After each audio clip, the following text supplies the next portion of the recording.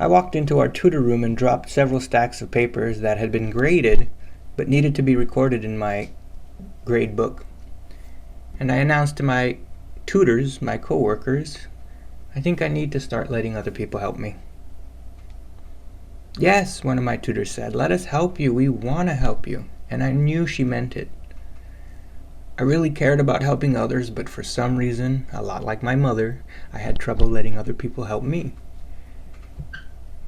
In about an hour or 50 minutes or so, the 4 or 5 tutors had knocked out all of that recording so I could just quickly enter it into my grade book.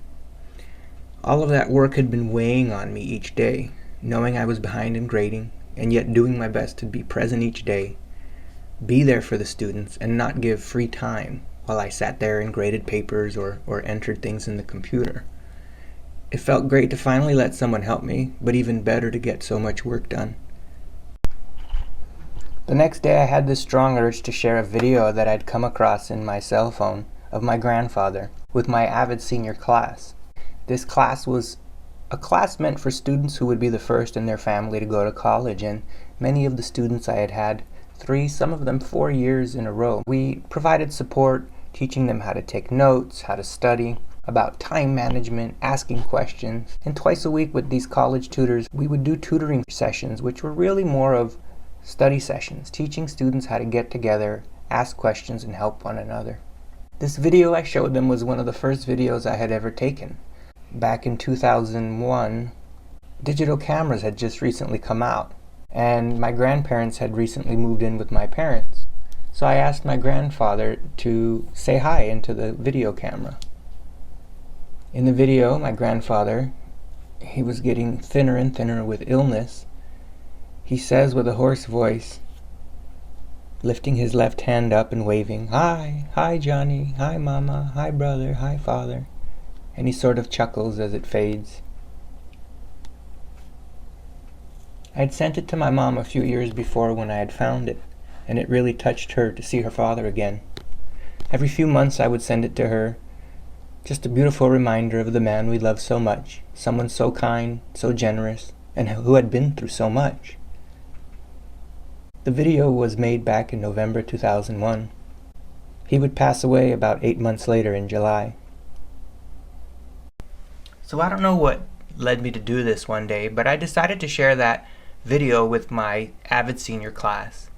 And they were a special class and especially close to me because I had most of them in 10th grade as well, because I taught the 10th graders in the avid program.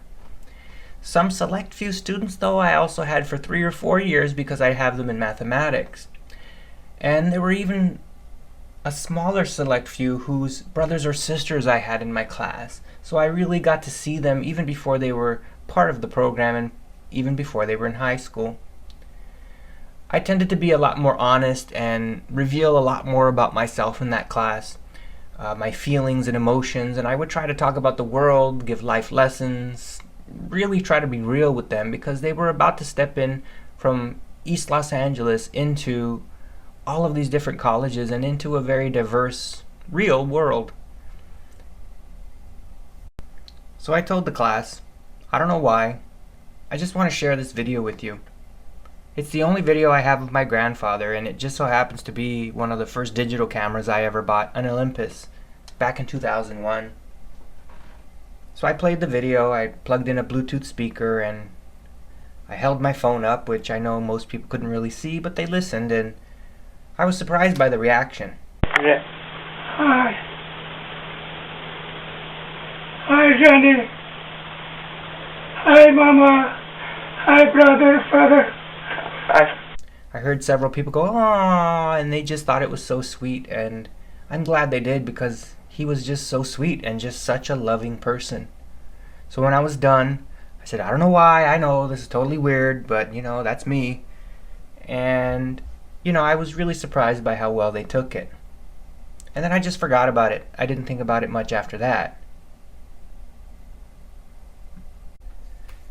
Lately, I'd been trying to extract some positivity out of the difficult things happening at work. There were protests, walkouts, organized by actually one of my seniors in Avid, George. Over 450 teachers and staff were being threatened with losing their jobs. Millions of dollars were, quote, missing from the district, and everyone suspected foul play and illicit contracts being distributed. And yet people were coming together. In a difficult time, it was bringing us closer together than I could remember. I found myself being supported and appreciated by my students more than ever. The student body was rallying around the teachers in all of the high schools. There were 3 high schools in our district and probably about 15 or 20 schools overall.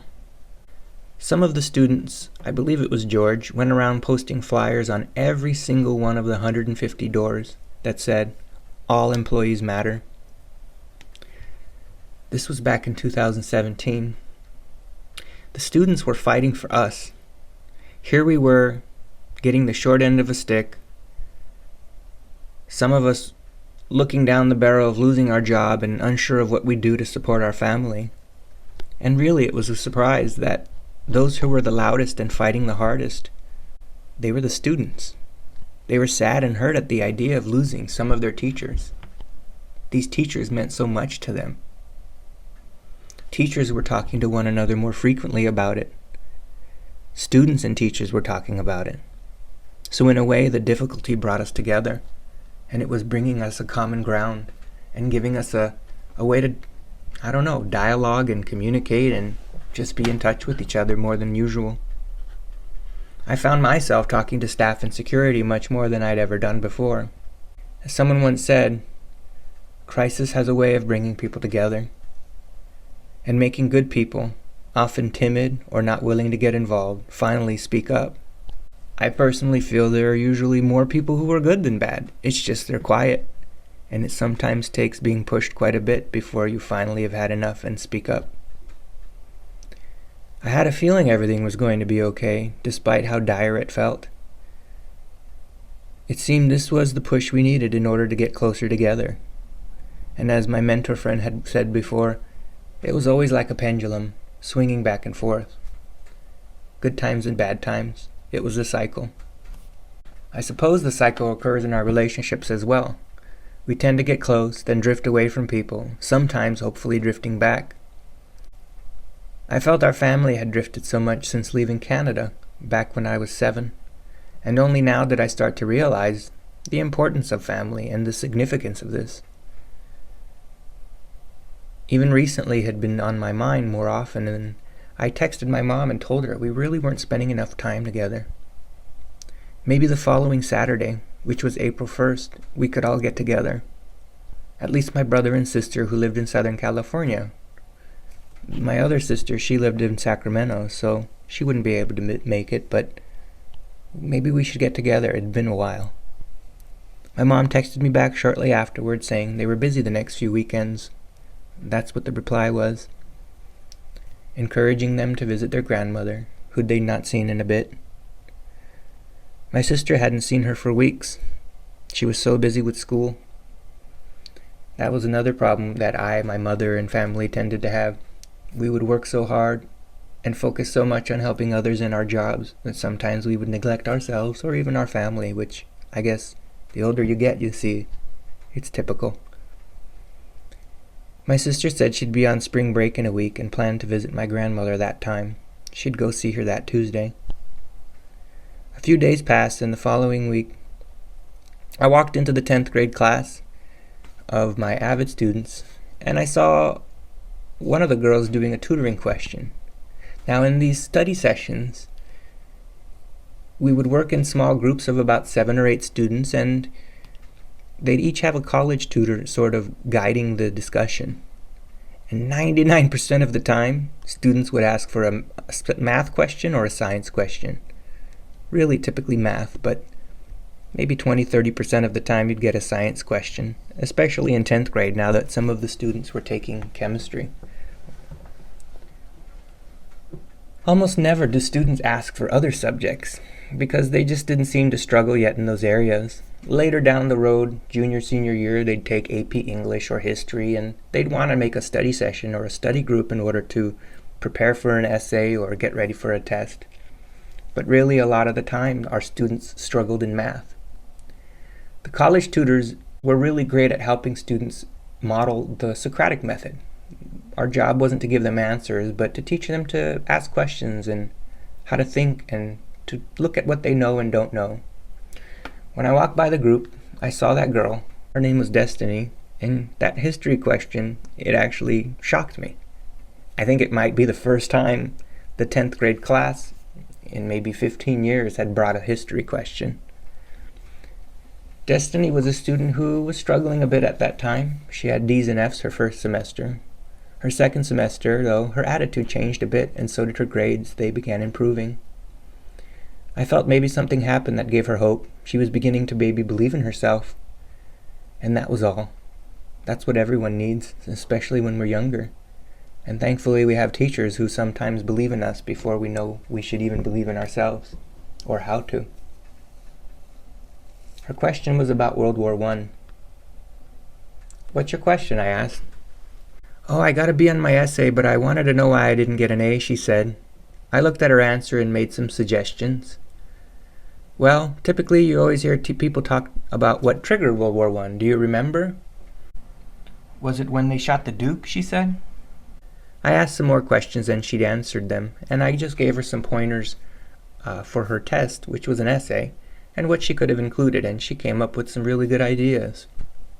"You know," I said at the end, "I found out this summer my great-grandfather flew in planes in World War I with the Swiss.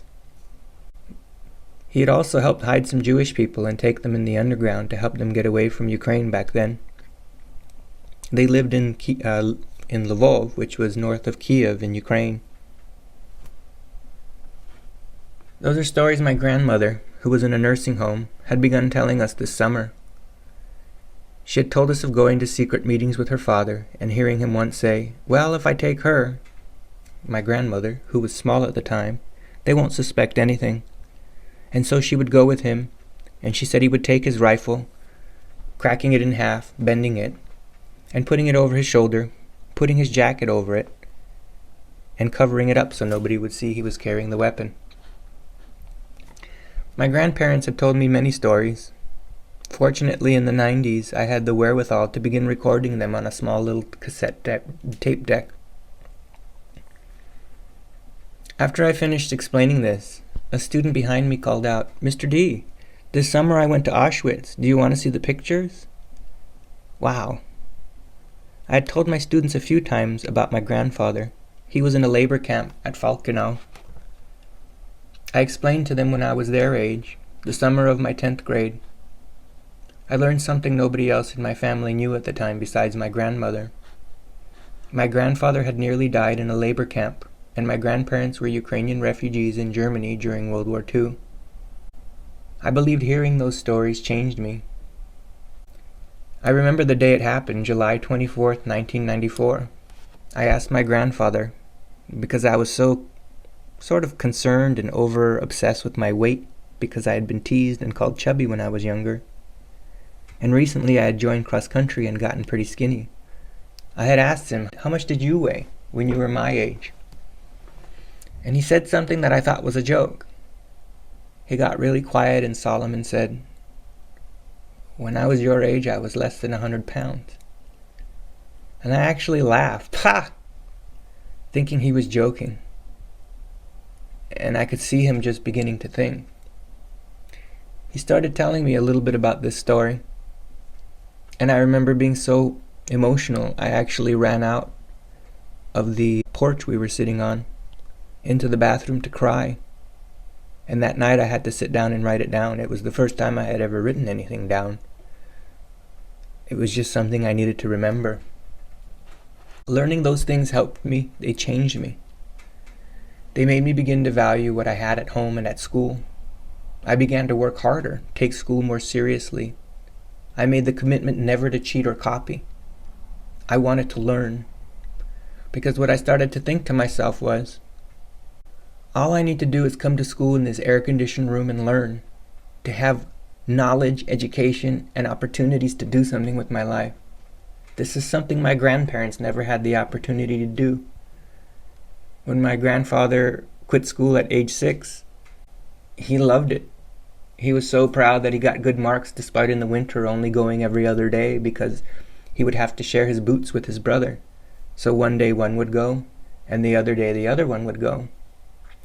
And despite not going to school, my grandfather was one of the most intelligent and wisest men I've ever met. So what I thought to myself was, all I need to do is come to this air-conditioned room and learn.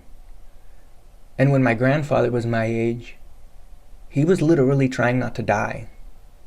He was trying not to die, and all I have to do is learn things. Why was I complaining or so unhappy with going to school? I had everything I had ever wanted, the opportunities in front of me, and I probably just didn't value it until I found out a little bit about where I came from. I tried to explain to my students that people today were in similar situations in other parts of the world, and even in America. There were places where people woke up starving or unsure if they were going to survive another day.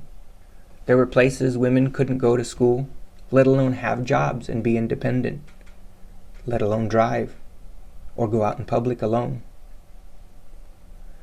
With the right values, perhaps we would begin to value what we had much more, maybe with the right perspective or understanding of where we came from.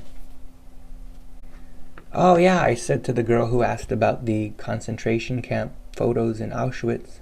"I definitely want to see the photos." I turned around and sat down next to her, and she gave me her iPhone to scroll through. I scrolled through the pictures of red and brown brick buildings. I saw a pit surrounded by bricks as well. But what hit me was odd. I thought about how beautiful it looked. It looked like a college. It reminded me of the bricks at Harvard. This place could have been Harvard for all I knew if you hadn't have told me. That idea hit me hard. I imagined what it looked like back then, all new and beautiful, and how many had arrived there on trains with no idea the fate that awaited them. It was really so hard to grasp that this place was made specifically for death. It was a place of murder. I thought of something my grandfather had once told me. Once his mother had helped him escape from the forced labor camp in Falkino, which was then in Czechoslovakia. I had asked him, "What did you think? What did you think about the world and the war?" He said he was angry that the people had food. He said that in the camp, because of the war and everything that was happening, he just thought that the whole world was ending. He thought everyone was suffering. He couldn't understand why they were starving them. He just thought there was no food. And he said he was bitter that people did have food. They did have shelter. And when he found that out, he couldn't believe it. It was impossible for him to grasp that people were doing this intentionally, killing, starving, and working to death other humans. I also saw the Pope the next day, my student said. My church had one ticket, and they decided to send me on the trip. Pope Francis was there to commemorate Pope John Paul, who was from Poland. Realizing something, I said, "You know, you were there on my birthday." On the top of the photos, I saw the timestamp, July 26, 2016. Sort of, I don't know, it struck me. It was quite a coincidence. I sat there and scrolled through the photos once again.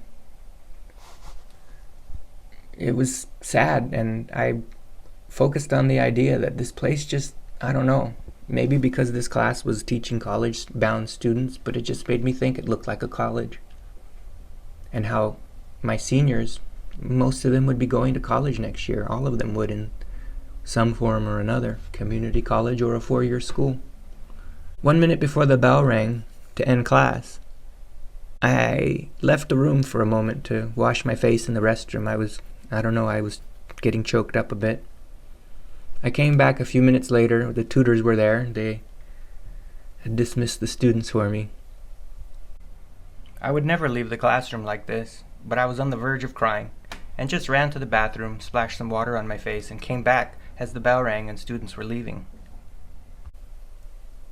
One of the tutors said, "Destiny left this for you." She was the girl who asked the first history question that made the girl show me the pictures on her phone. The tutor handed me a folded post-it note and said, "She said not to read it and give it to you when she left." "Did you read it?" I asked while laughing, assuming they did. Yes, they were honest. They were my old students. I loved them, so I didn't mind, of course. I said to myself as I opened and read the note. My geology grade went up to a C. This is progress, Mr. D. I'm improving. Have a good day, Destiny. My eyes watered up again. I was so happy she was doing better. I know she'd been struggling with personal problems, even though I didn't know what, and I really felt she was starting to believe in herself. She should. She was so smart and talented. They all were. I said to the tutors, "Wow, that's better than 100 kids with straight A's, someone who's starting to see progress and believe in themselves." So I went back 2 doors down to my classroom and put the sticky note on my wall, just as a reminder. It made my day. It was always something to get a little note or something from a student to let you know that what you're doing, it's making a difference and it matters.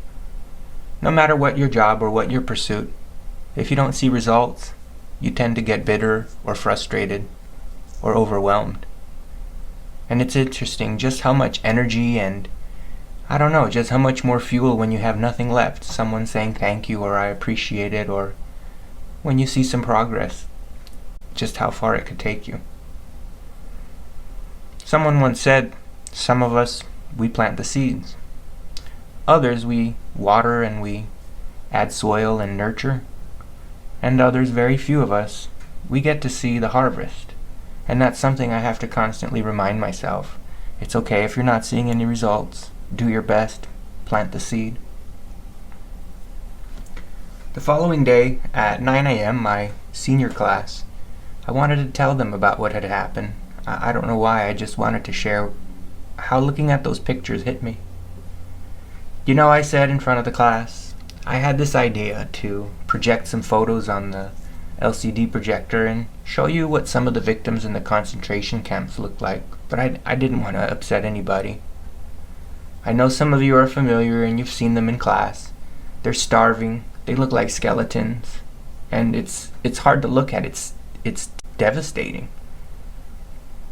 But there's a reason I'd want to show you it, and it's because I'd want to give us all some perspective. I told them a bit about what happened the day before and the brick buildings. I told them how heart-wrenching it was to see those beautiful buildings and to think that they looked like colleges, which was where our goals were to be one day soon for the seniors. To think that people went in there not knowing what they were facing and being led to their own torture and death. And yet it looked like a college campus, when in fact it was a campus meant for murder.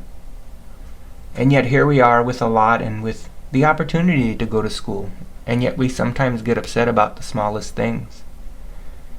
We confuse inconvenience at times for real problems. Maybe we're not happy about the college we got into without balancing out the idea that we actually get to go to college. It gave me perspective of what's important and a moment to pause and really look at the opportunities around. And I know in a lot of ways it was for me. This reflection and this feeling was for me to appreciate what I have and the gift I have to be a teacher, not just for the students. I'm not going around saying, you young people are all ungrateful, because in fact I think a lot of us adults are even more ungrateful. A year before I had done a project which was a vision board. And you put on it all the things you dream of in your life that you want to make happen, and it's really like a visual goal. And it's very powerful when you see things over and over because it forces you to visualize and believe that all this hard work is worth something. And the first year I did that project, I had 2 10th grade classes, so maybe 65, 70 posters that they turned in. And what were their dreams? They wanted to go to college. They wanted a car, a house, a dog or a cat, maybe to travel, a husband or a wife, some kids, others just the single life. They wanted a career and they wanted to be able to pay their bills. And yet as a teacher, for the most part, every single one of us have done that. And when we were younger, we had those same dreams. And that year really made me think about it.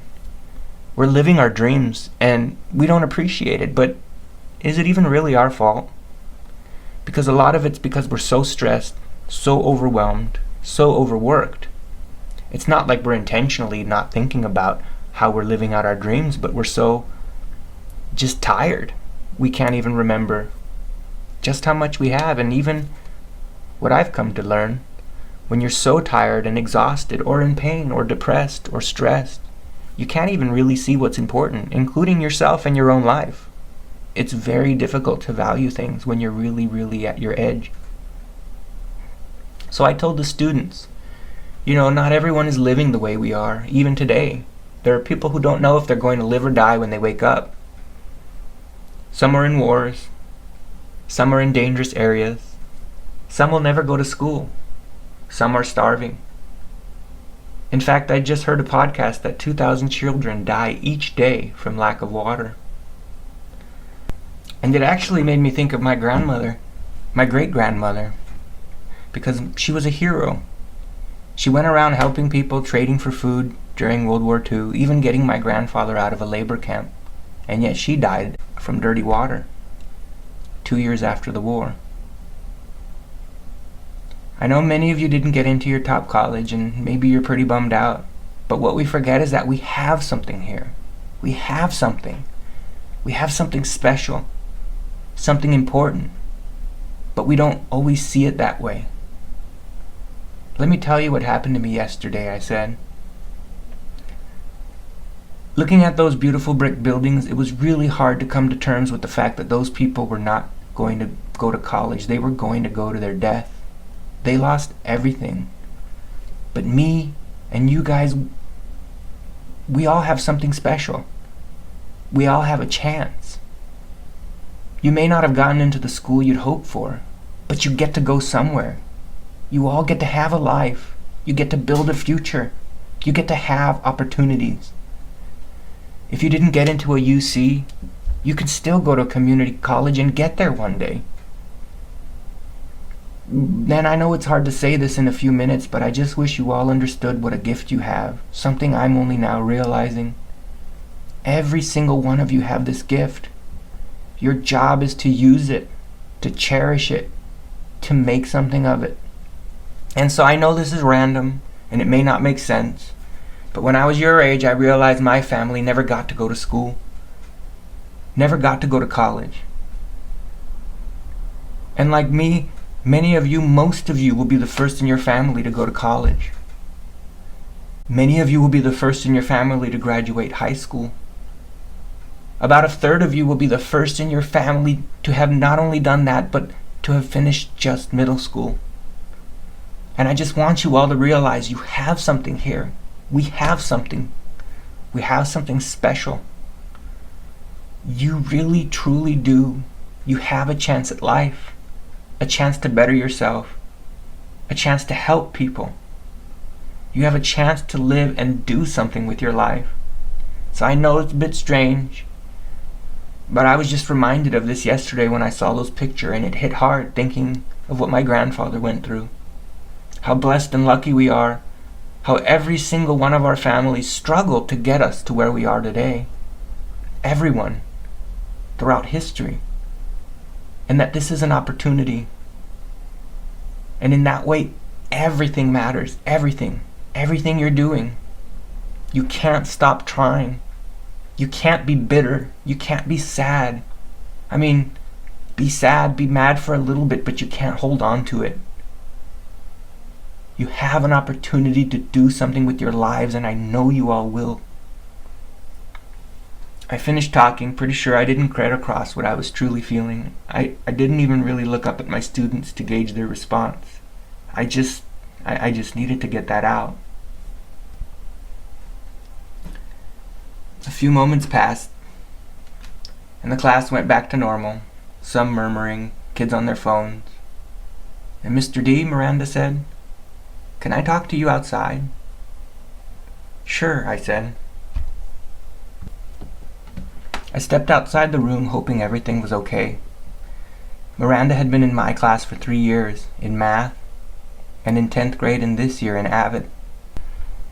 This was the class helping her get into college and tutoring, doing study sessions, learning about different things like colleges, as well as how to organize and use a calendar and things like that. Her older sister, who was a twin, had also been in my class. Her twin sister, Clarissa, was a cheerleader, and I didn't have the pleasure of having her in my class, but got to know her a little bit. Ariana, the older sister that I had in my class, we had gotten really close, talking often, and I had met her mother, even trying to help the family out in small ways and just be supportive. I think I tend to be a little bit closer with people who are a lot like me, which is, I suppose, natural for most people. People who are quieter, or I don't know, maybe I'm intimidated by people who are more social because it's a little bit of what I wish I could always be. But to be honest, at that time, I didn't really feel as close to Miranda. And this wasn't for any particular reason. I think a lot like parents, you tend to get closer to people who you relate to, who are a bit more like you. And I'm a lot more quiet when I'm not teaching, where I talk way too much. But I tend to keep to myself, and I don't know, maybe I had always wished I could be more outgoing. And the way Miranda was, she was just so full of life and bubbling and full of energy. And I know she was pretty busy in cheer, clubs, and other things. A couple years before, it might have been when her older sister Ariana was in my class, their mother had asked if our program, the AVID program, some 220 students, could help bring donations of clean, usable socks and underwear and blankets. She explained that several years before, they had had very, very little during Christmas time. She said her son, every holiday season, she and her family and friends would spend days preparing and packing and take a train of cars downtown, pulling over to the side at random locations, opening their trunks, waiting for a mob of grateful homeless people to come. They would talk, even take photos, which Ariana, Miranda's older sister, texted to me a few Christmases before. My goodness, it made me so proud. They were so beautiful of her and her sister and some other students who went with her, beaming as they stood next to the recipients of their hard work, next to people on the street who were homeless. It made me so amazingly proud to think that they could do something I didn't think I could have done when I was their age, to go and help others who really, really needed it, and not be afraid of going somewhere strange and different to do it. She probably had more memories of being in homeless shelters growing up because she stayed with her mom more of the time. When Ariana and her twin sister Clarissa were graduating, she explained how much the Boys and Girls Club, Ariana did, how much it helped them, and why they're so dedicated in wanting to give back. I know they spend every year volunteering, and they said they got so much application cost, food, and other things. They just wanted to give back. In fact, one of the things Ariana ended up doing right out of college was going to work for a homeless shelter that served pregnant women in Arizona. And again, my goodness, these young people, how they could do things so great and loving and kind, and at such a young age and with such passion. "Mr. D," Miranda said to me outside, "you know, you showed us that video last week, and it just reminded me of how you can relate to what I'm going through, because you share stuff with us. You, Miss Martinez, Mr. Richards, you all help me to know I can come to you when I have stuff going on." Oh my goodness, when I heard that, it just made me feel so good. And I don't say that because she knew I was there for her, but oh, it made me feel so good that this young student knew not that one of her teachers cared about her, that many of them did, that she had the support of many people. Made me feel so great. But I asked her, What sort of stuff is going on? We were standing out on the balcony overlooking downtown LA and the skyrise buildings. And she started to tell me. The last 6 months, my grandma's been dying of cancer. She's been wasting away, going through chemo, and has lost her hair and a lot of weight.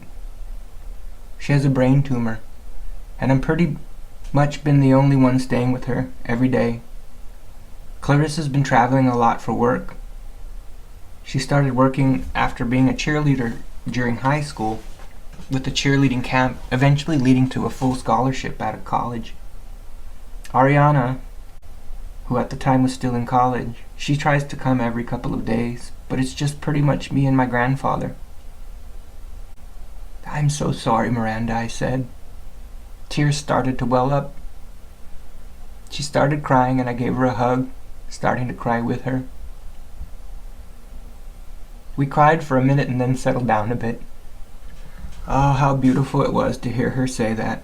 She didn't feel alone because she knew many people understood. How few of us get that. And what an important thing it was to be where I was, to be a teacher. Whose mom is it? Your mom or your dad's? My dad's. He been around much? No, he tries, but he works, and I think it's just too hard for him to watch. Her parents were separated, and she grew up mostly with her mom. As I said, she'd been in homeless shelters, and she'd seen some really hard times, and I didn't know much of this when I first met her, and you just couldn't believe it, because this girl was just so happy and full of life, and full of energy, and just so passionate about everything. She said her mother had a surgery that year, the year before, and ever since then, she just was having difficulty, and more difficulty than usual. She let Miranda live with her grandparents, and it was only 2 weeks. She found out her grandmother had cancer. "Oh, Miranda," I said. "Mr. D, I don't know if I'm going to cry at the funeral because I've cried so much these months." "It's okay," I said. I told her how I didn't cry at my grandfather's funeral, despite caring about him more than anyone. Perhaps my family didn't think I cared as much as I did, or wasn't sad. In fact, I told her a few years later I broke down crying. You never know when it'll happen. But anything's okay. I'll never forget the day he passed. My grandma asked me to shave him and I was so uncomfortable. I didn't know how, and she said, "Well, just use the machine, you could do it." And I'm so glad I have that memory of shaving my grandfather the day he'd passed away. That I could sit there, hold his hand, and let him know I loved him. "This changed me, Mr. D," Miranda said. "I'm starting to know who my friends are, and who are not. Who really wants to be there for me, and who's afraid or running away. And just how many people love me. How many people. I'm starting to realize what's important in life, and what really matters. And I realized I was such a big brat to my grandmother growing up. I was just so mean and always bratty.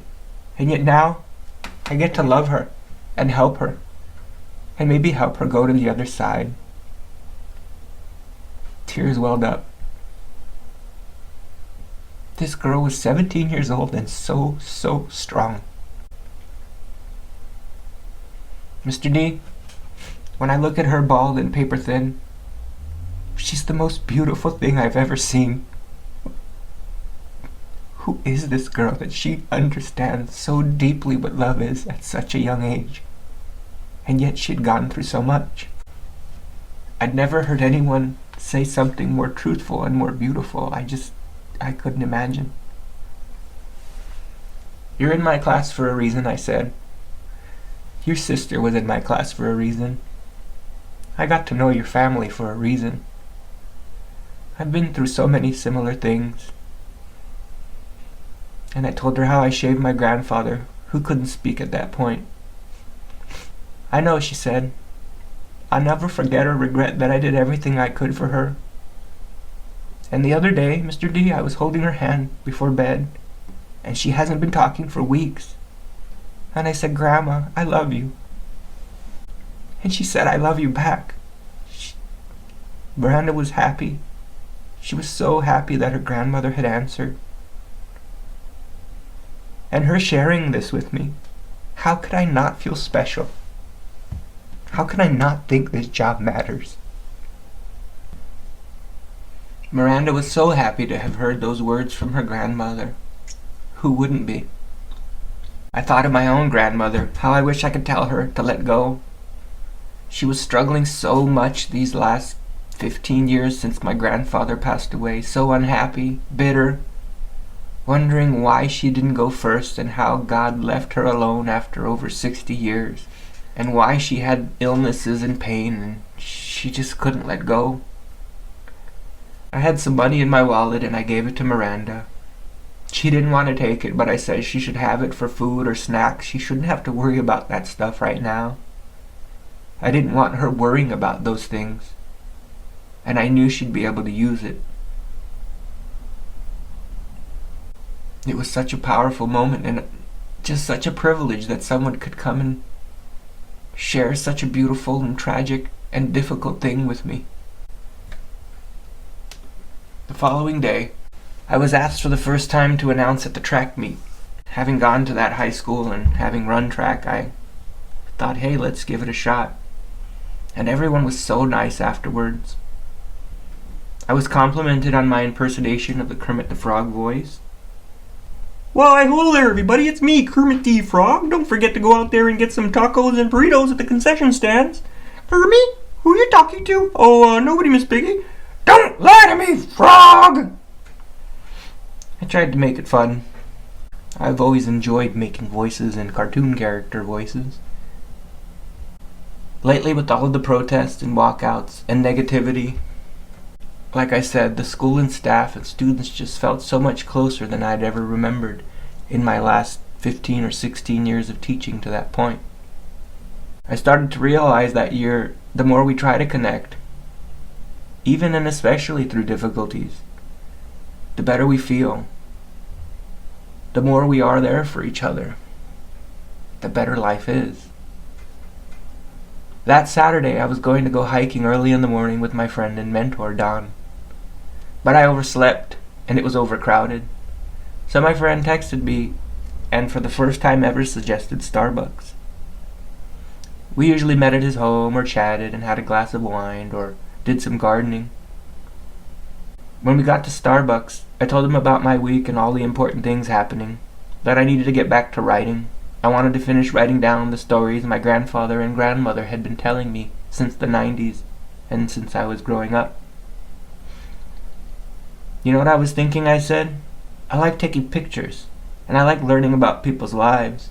Maybe that's something I should do, write about people who are important to me, like you, my neighbor who was my old teacher, my other neighbor who was a World War II vet, even my friend's dad.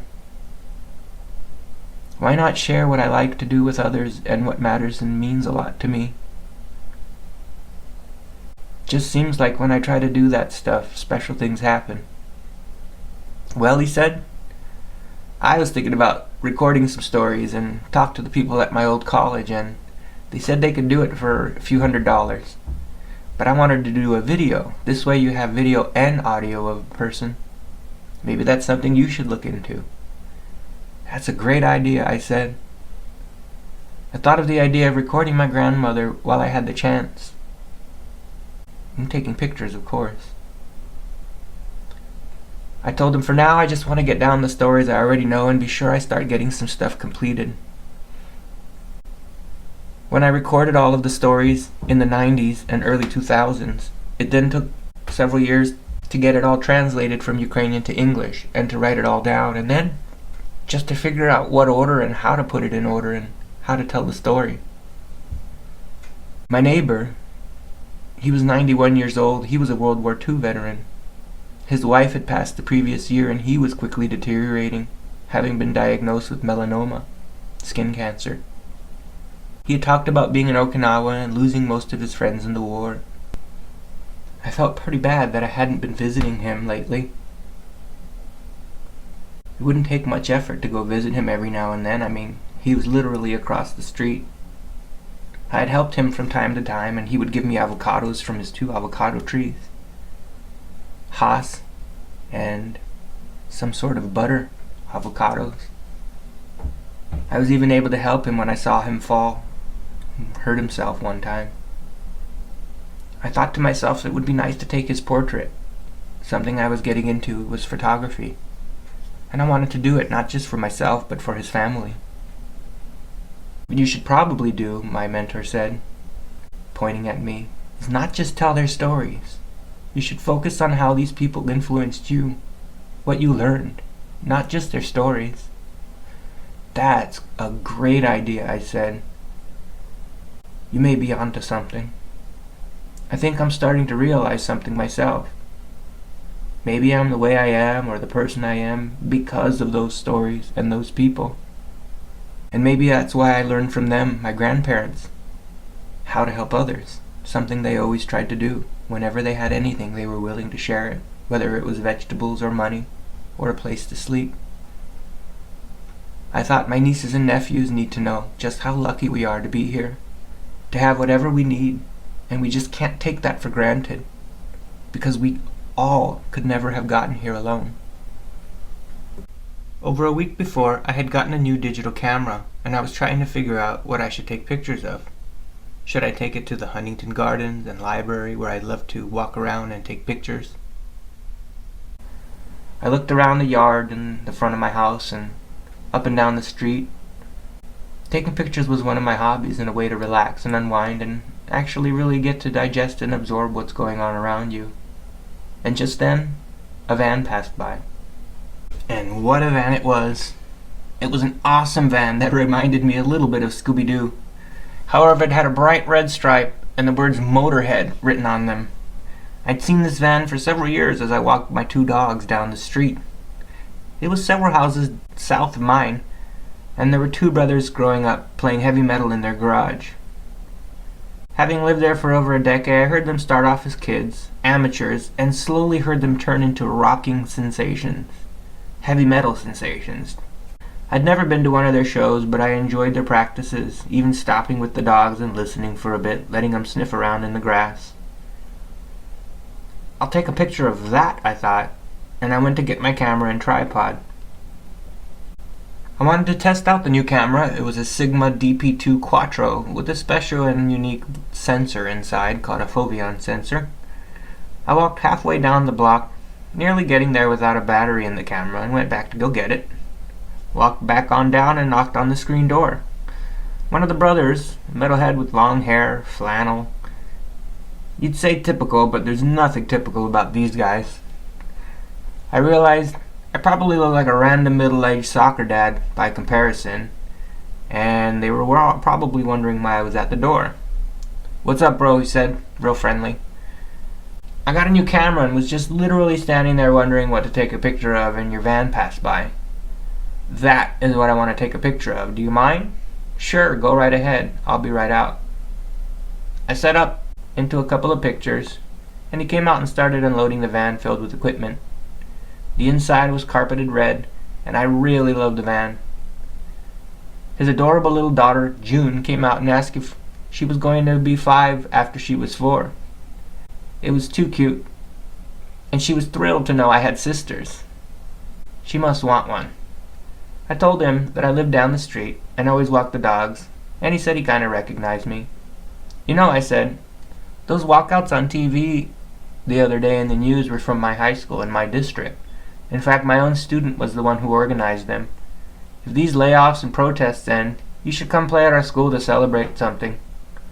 "Honestly," I said, "these kids are probably doing more to fight against the system than we are, the adults."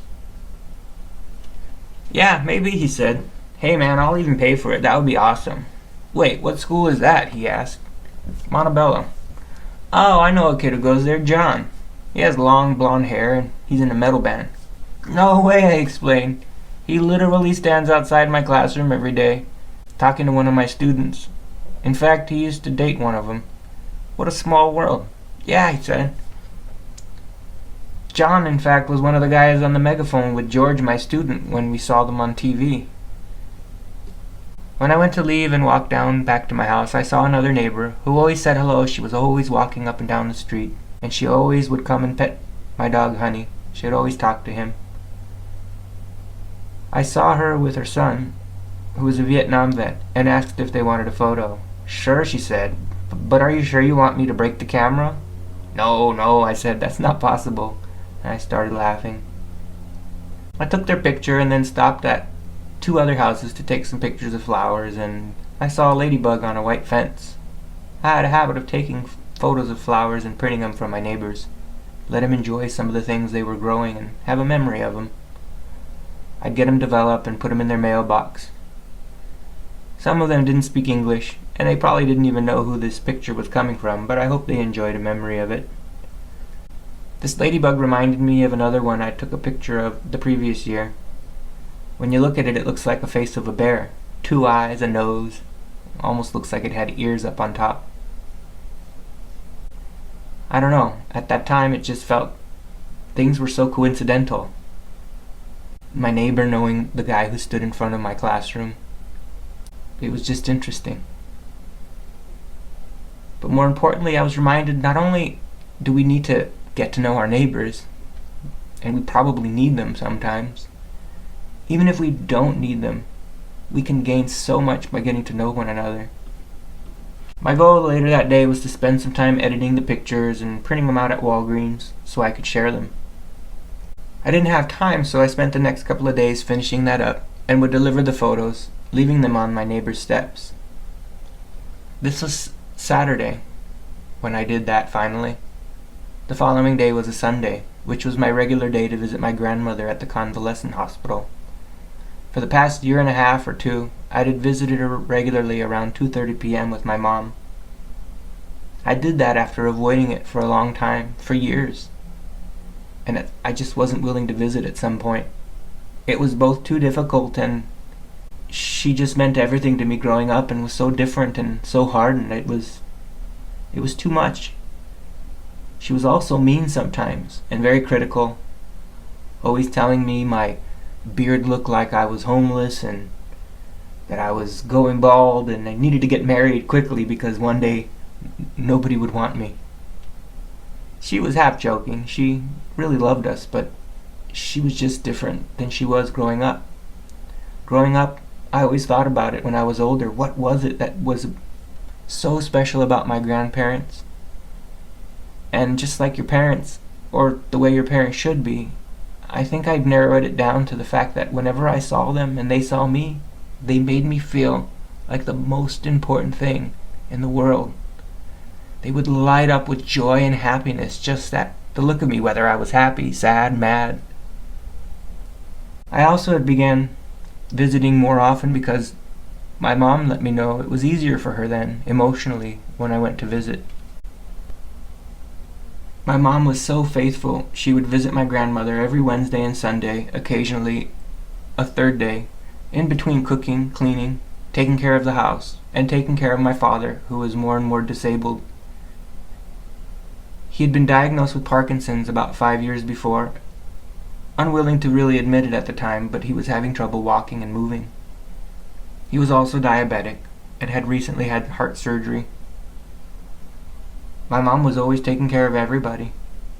My grandparents, they were ill and aging when they had moved in 2001. I was born in Canada, and they were still there at the same hometown where I was born, in Vernon, British Columbia. We had moved here because in Montebello was a church my dad had started back in the late 60s, and they were in need of a pastor once again. So we packed up everything and moved the whole family back in 1985. My grandparents stayed behind, and as they had gotten older, they were having more difficulty doing things, and really they needed someone with them and taking care of them. So they moved with us in the summer of 2001, just before my first year of teaching. My grandfather was already in failing health, and he passed away later the next summer. And my grandmother, she just couldn't handle it. I don't think anyone could have expected just how hard she took it, how much she loved him, how much she missed him, and just how empty and unhappy the world could be without him. For decades she'd been ill, even back in Canada, and in a lot of ways she kept thinking she was going to die first and making plans, telling him, when I'm gone you'll do this and that, and when he passed away first it was a shock, and I'm not sure she ever recovered. She became a bit bitter and angry, maybe more than a bit. Often she'd cry or scream that she wanted to die. Why is God torturing me like this for so many years? She'd say, I want to die, I want to go home. She'd put terrible guilt trips on my mother and even some of us. My poor mother, who did everything she could to accommodate everyone and to serve her mother. Why did I come from Canada, she would say. Why did I come from Canada? I shouldn't have come, what a mistake. But they were alone in Canada. And when you love someone and you see them suffering and they're so unhappy being around you, it just hurt. It made it so difficult. She became mean and demanding. It was senility, part of it.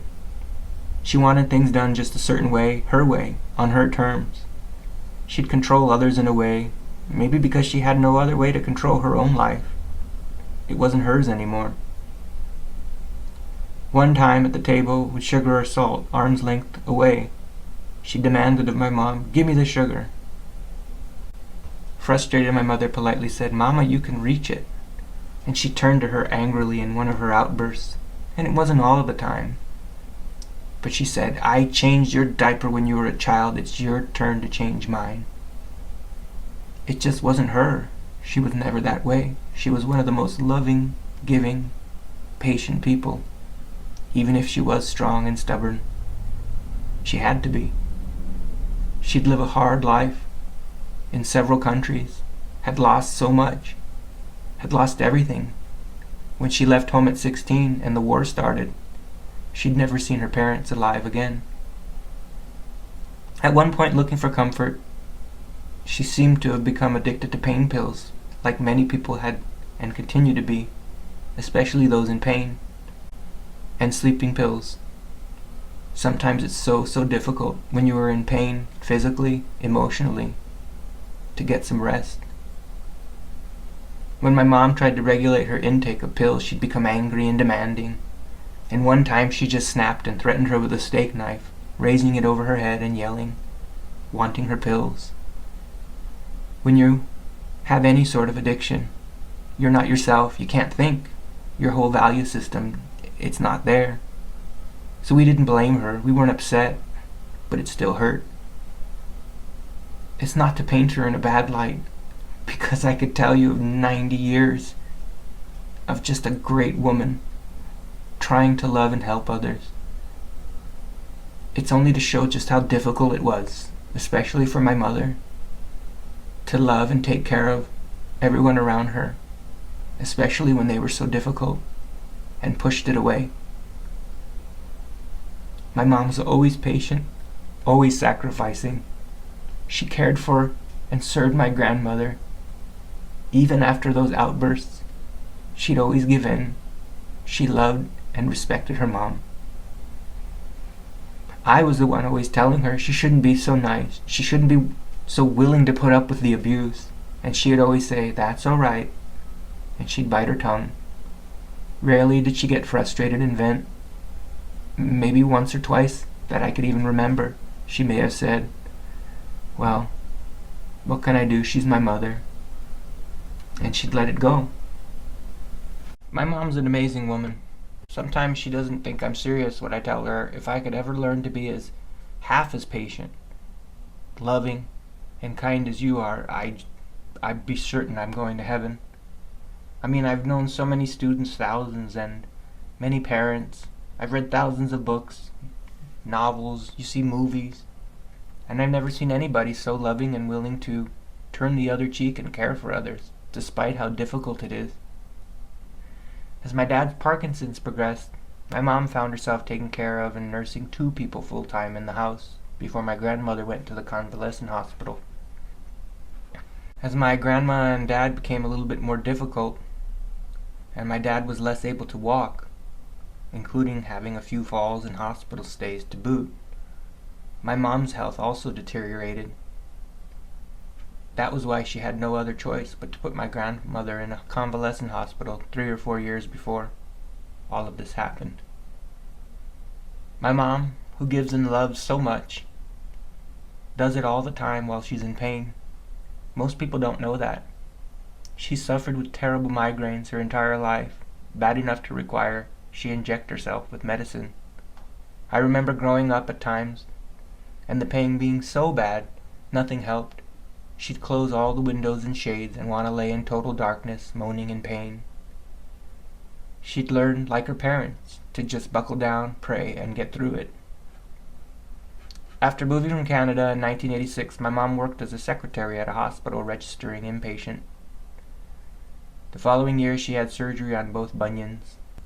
In 2001, she fell on a brick at work that was sticking out, and which others had even reported, and had surgery on her hands. She worked at the Huntington Hospital for over 23 years at a computer, which also developed some carpal tunnel syndrome and required undergoing surgery on each hand. A few years later, and still tons of pain, she had to have a second round of surgeries, and then a few more. Nothing would help. With frequent shooting pain in her hands and wrists, she continued on, while also fighting the migraines and other body aches, and yet she kept the house together, worked full-time, took care of everyone, and was a preacher's wife, hosting, taking care of guests who'd stay days or weeks from other countries like Russia or Ukraine. All in all, she had 13 surgeries for various reasons just on her hands alone. In 2002 at work, someone didn't put away some boxes and left them on her desks, and as she lifted them, her back cracked. It stabbed with pain, but she finished her work. She'd always push through the pain, and she waited to see how it would feel the next day, making an appointment with the doctor. She likely pulled a muscle, they said, but they didn't do an x-ray, and it was 4 years later, having pain intermittently, that things became worse. In 2006, she had surgery for stenosis, where her spinal nerves were being choked. They required surgery to scrape around her spine and clean it up. At work that year, she turned to her right to tell someone something, and heard a crack or pop in her back, and pain in her legs. She already had a bad back and was scheduled for a procedure. She called the doctor, and he called the nurses, asking them to send her some painkillers, and saying that if she went home and came back with her stuff, they'd have a bed ready for the tests the next day. But he didn't do x-rays at the time or realize just how much pain she would be in driving home. But she did. She drove home in excruciating pain. Every time she hit the gas pedal or the brake, the pain would just shoot right through her. Later that day, she was doing something at home, and it just got worse. It became so bad, she had to go to the doctor immediately and to the emergency room. The doctor found her back. Either the vertebrae or the disc was crushed into small pieces. As it rubbed together, the pieces were spreading near her spine. They had to do surgery immediately, installing a metal cage in her back. They went through her backside, cut it open, and put in the metal cage, and for years she had pain. When she would bend a certain way, it would just poke into her, and eventually, a few years later, when we had a different insurance with Kaiser, they found that they had installed the metal cage in her back improperly. They should have gone through the front. So they had to do another surgery, open up her back, take out the metal cage, and then cut her open from the front side, remove her intestines, and put the metal cage in that way. She also had surgery on her neck. They had to put metal discs in and fuse them together. My mom, despite all of this pain, would not slow down. She had too many people depending on her, cooking, cleaning, working, and doing what she loves most, gardening. She had to be in bed a lot, and she just suffered a lot, and yet she almost never complained that I could remember. We all knew my mom was giving and loving, and I could go on with the stories. She had over 27 surgeries in all. But sitting down to consider how much pain she's endured, it's just amazing how much she continued to do for her family and to give to others. In the convalescent hospital, she visited my grandmother regularly for years. even when my grandma threw fits, cried, was angry, yelled, wanted to go home, and worst of all would guilt her into not leaving, tearing at my mom's heartstrings. In the meantime, my mom would work on her garden, do small projects, and begin helping my father as he had more and more trouble walking. My dad's Parkinson's came on slowly. For a few years, we noticed the decline in his walking, but he didn't want to admit it or see it. One day, he started shuffling one foot, then the other. Eventually, lifting his feet completely was impossible. It took years, but he slowed down. His mind was sharp as ever, but his body and his reflexes declined. Soon he needed a cane, and eventually, despite not wanting to accept anything was wrong, the doctor told him he had Parkinson's disease. I noticed it when I got him a Christmas present, some Laker tickets, and we needed to walk up the steps. He just couldn't do it. But when it really hit me was when I went on a trip, and he took me to the airport. We stopped for a red light, and he didn't even make it in time, stopping in the middle of the intersection. Not long afterward, in fact, he turned the wrong way on a one-way street. His reflexes, they just weren't what they used to be. I was worried and told my mom, begging her to talk him into giving up driving.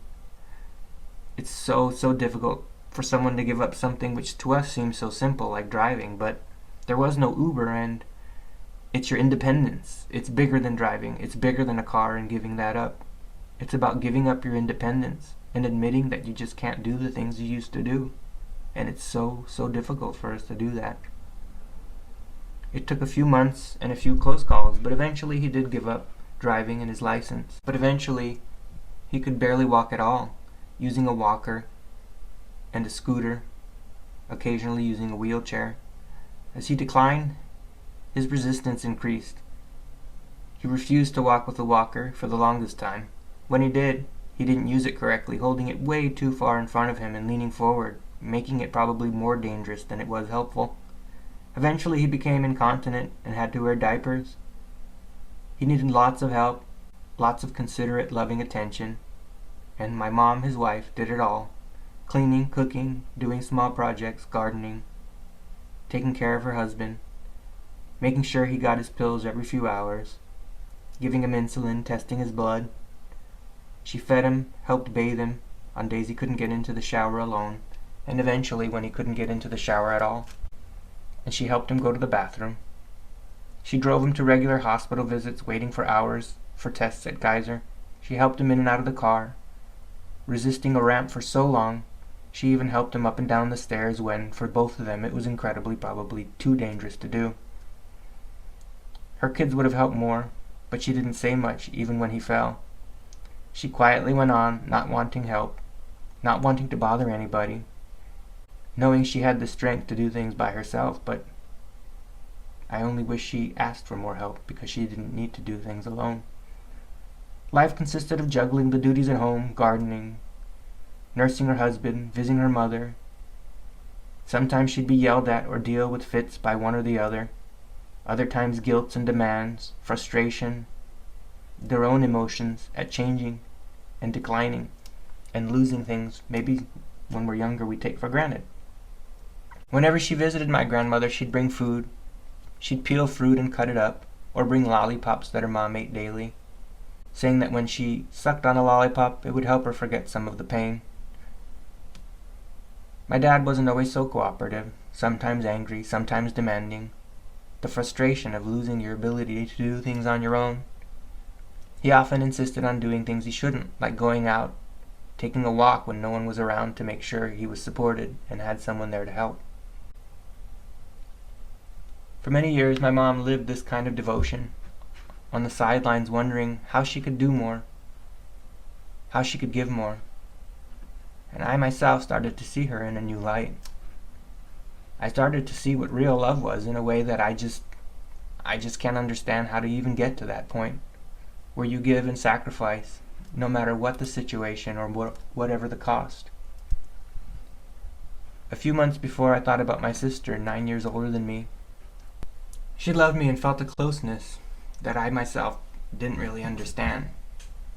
I was too young. When I was 9 or 10, she had moved out, so I didn't have many memories. But then one time, someone said something that made me think.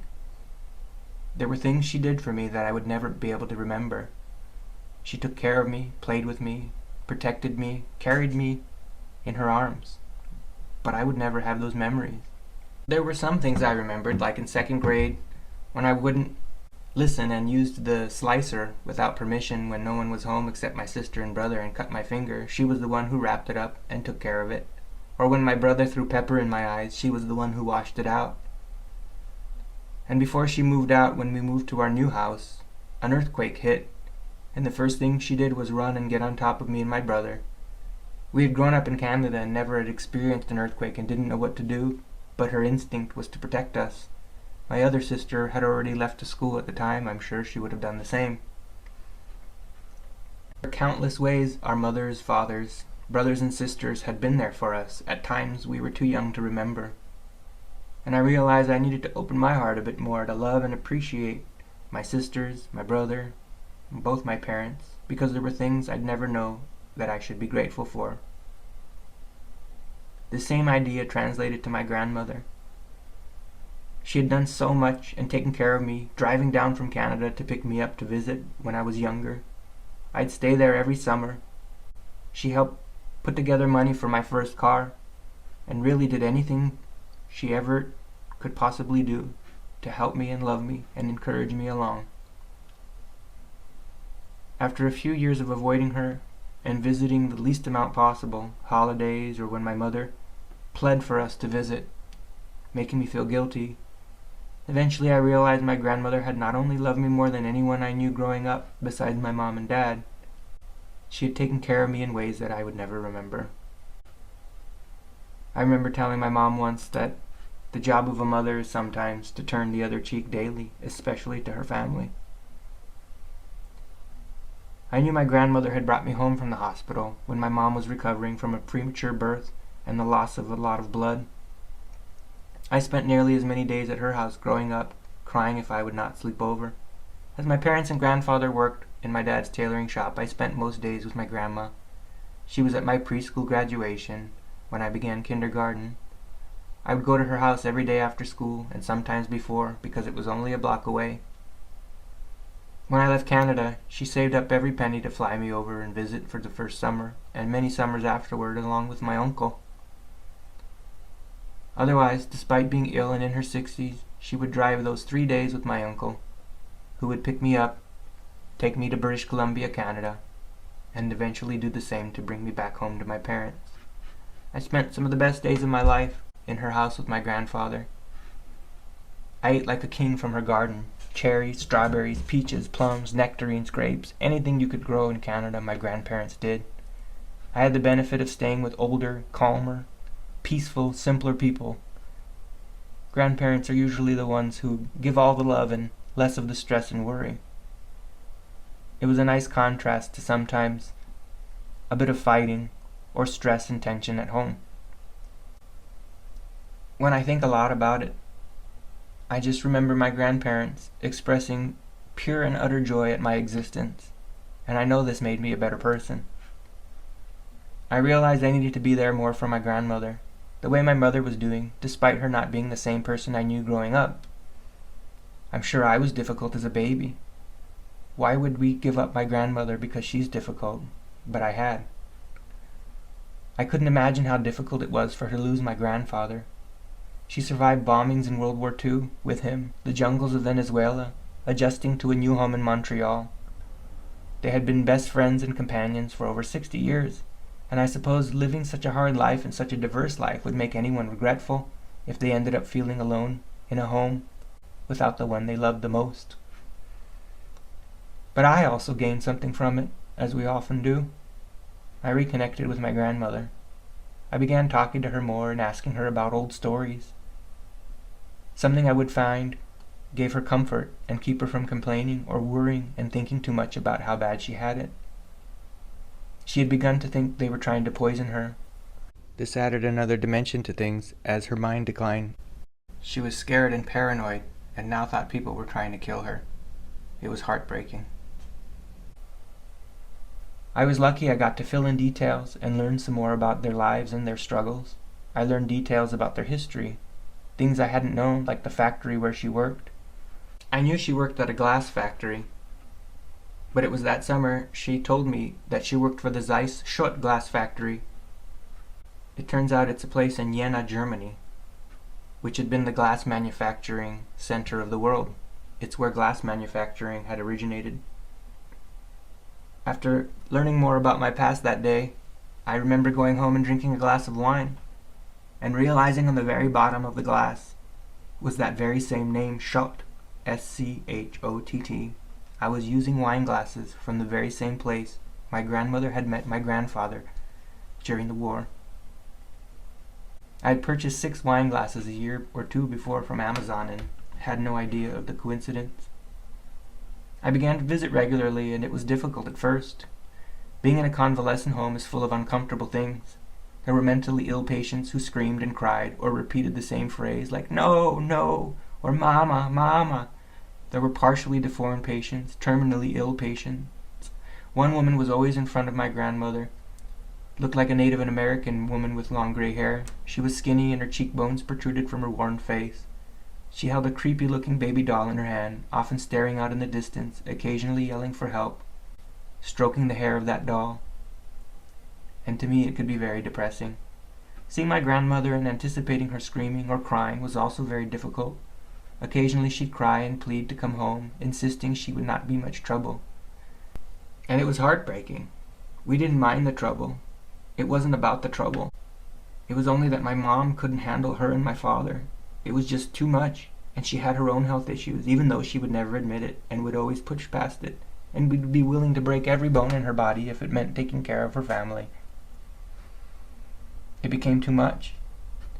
For a while I would just sit across from her or next to her, stiff and uncomfortable, rarely saying much. My mom would ask her questions about her life, which she would begin recounting. Sometimes she would repeat or contradict herself at this point. But we wanted her to keep talking so she didn't cry. But sometimes she did. Eventually, as if desensitized, we would sit and let her cry herself out until she was tired. Those days, when we tried to leave, she would throw a fit, and it hurt so much to watch. Oftentimes, my mom would walk away with me behind her. I would hear the cane tapping as my mom walked down, crying, through the hallways. One time, while leaving with my mom, I heard a robotic voice say, "Bye." It was a woman about my age, her late 30s, who was in a wheelchair. My mother explained that this was Melissa. She had become a little bit friendly with her. She was a paraplegic and could barely move her arms. She used a keyboard and machine, much like Stephen Hawking, to carefully and awkwardly finger one letter at a time with, difficult coordination in order to try to speak. This may be why we were already about to walk out the door before we heard it. It took her 15 or so seconds to get the 3 letters or however many she typed. We began to say hello, she and I, and we would say goodbye, and eventually I would stop and talk to her and ask her some questions. I felt a little bit bad to see she almost never had visitors. My mom said she had never seen her with any. This poor woman was trapped in her own body in such difficult surroundings, and it seemed destined she would live out her life in some sort of a home. One day I brought some photos I took of flowers for my grandma's room. As we left, I saw Melissa, and I asked my mom if we should give her a photo, and my mom gave an emphatic, "Yeah, that's a good idea." I went to the car, got the picture, and presented it to Melissa. She seemed so touched by the small gesture, extending her hand at what I thought was the photo. I offered it to her, but she shook her head no. She took my hand instead and put it to her lips and kissed it. It was beautiful. I realized how much sharing what you care about with others can really make a difference. It was a photo I was a little bit proud of. I just loved the way it looked. It was a purple flower, a type of rose. It's called Lysianthus, and I got the flowers at Trader Joe's. Lately I had been using a black background, a sheet, in order to take pictures of flowers that I would get of different colors and different varieties. I liked the fact that this one had a little red streak peeking out, and that it had a blooming flower as well as one still closed and spiraling. Over time and visiting, I grew more comfortable around the patients. I grew to love them and was not uncomfortable at all. I realized I had something to give that was valuable. Openness, love, just a little bit of acceptance. Being okay with whatever I may see or hear. Many of the patients, they returned the same. I can honestly say that my trips began to change me. I started to realize what a big deal it was for me to join my mom. She told me it made things easier, but more importantly, my grandmother seemed less unhappy, a little bit less angry when I did. At one point, I learned to love my grandmother again. It was so difficult, the way she was for so many years, that I really had to do that. I was able to look forward to seeing her, even if she was difficult. I couldn't imagine how difficult I was when I was a baby. But she still loved me.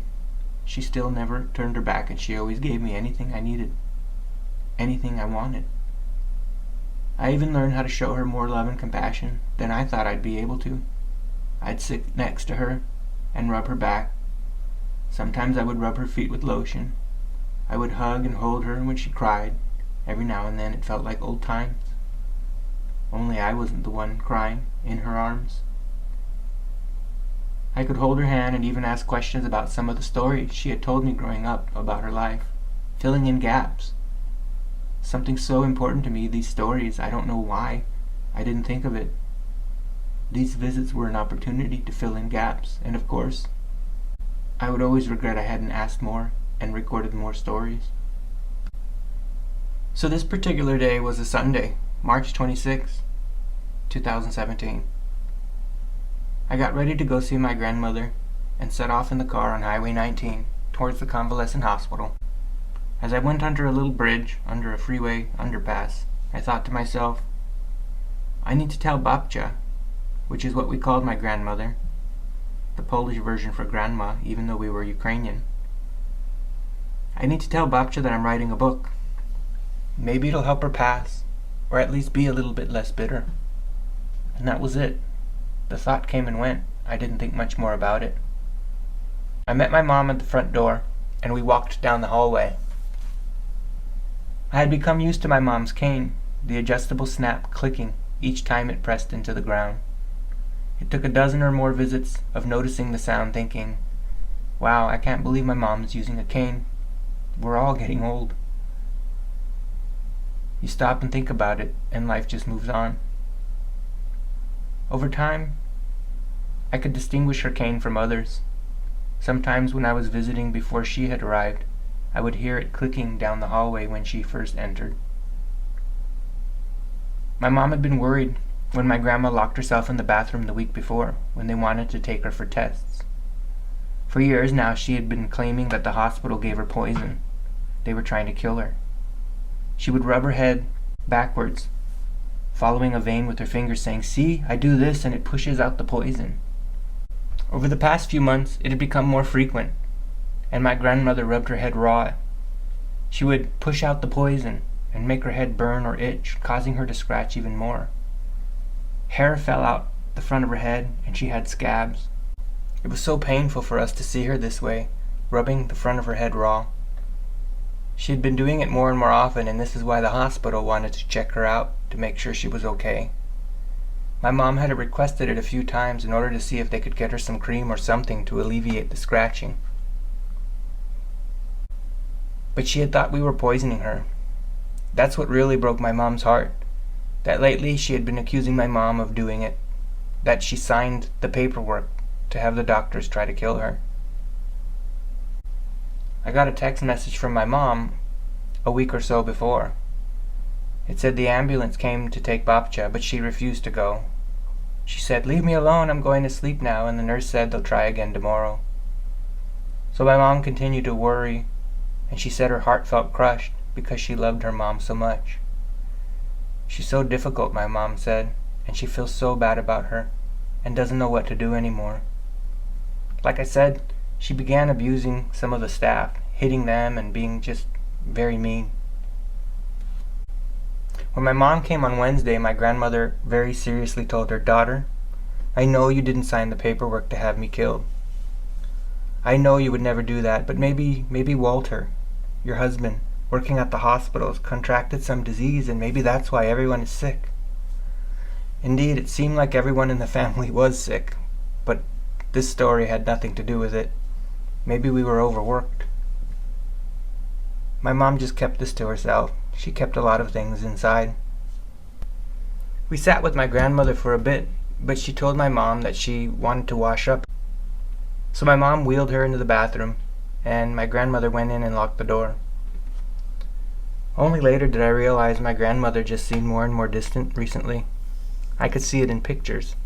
She was sort of just thinking about something. I thought about the previous week and was worried.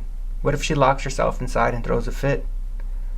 They were difficult to watch. She would yell and scream and beg to go home. And it just wasn't possible. It was so difficult for my mom to handle, taking care of my father as well as the house and herself. The first 2 times, I didn't know what to do. I mean, what do you do?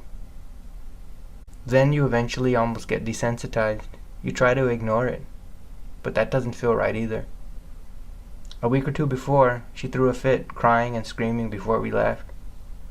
My mom and I just had to let it happen and let her get it all out, waiting patiently, our hearts wrenching.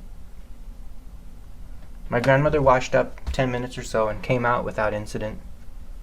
We wheeled her back to bed and chatted a tiny bit. She lay down with her eyes open and she just didn't want to talk.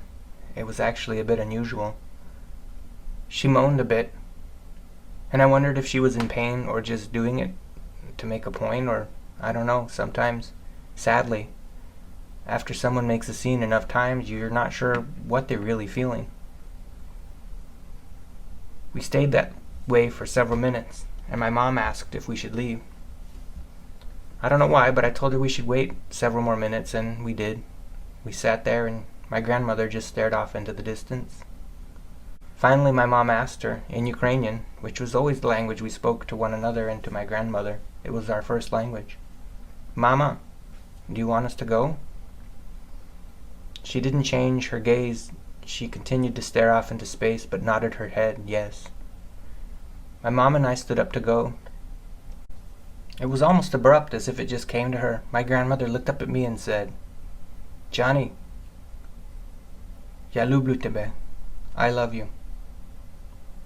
"And you," she said to my mother, lifting her left hand and wagging her finger, playfully, but seriously.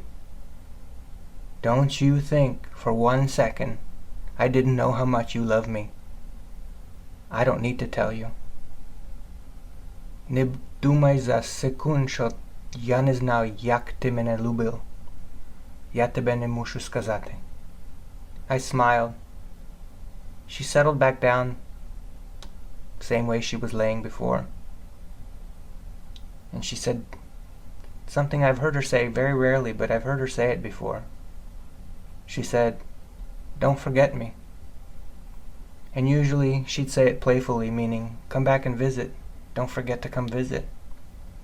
It was no doubt so lonely and depressing, all alone in a convalescent hospital, full of strangers. But when she said this, it triggered the memory of what I had thought in the car. I don't know, it was like a scene in a movie. I rushed up to her, and I started to say something, but was already full of tears. "Babcha, babcha," I said, running to her and shouting. "Grandma, grandma," it meant. "We'll never forget you. I remember all the stories you told me growing up, all of them. I'm writing a book so everyone in our family knows where we came from, how we got to be the way we are. But we'll never forget you. I wrote down everything. Never. I remember all of it. All of it." I felt a sense of urgency, and my eyes were just full of tears. Her eyes also welled up with tears.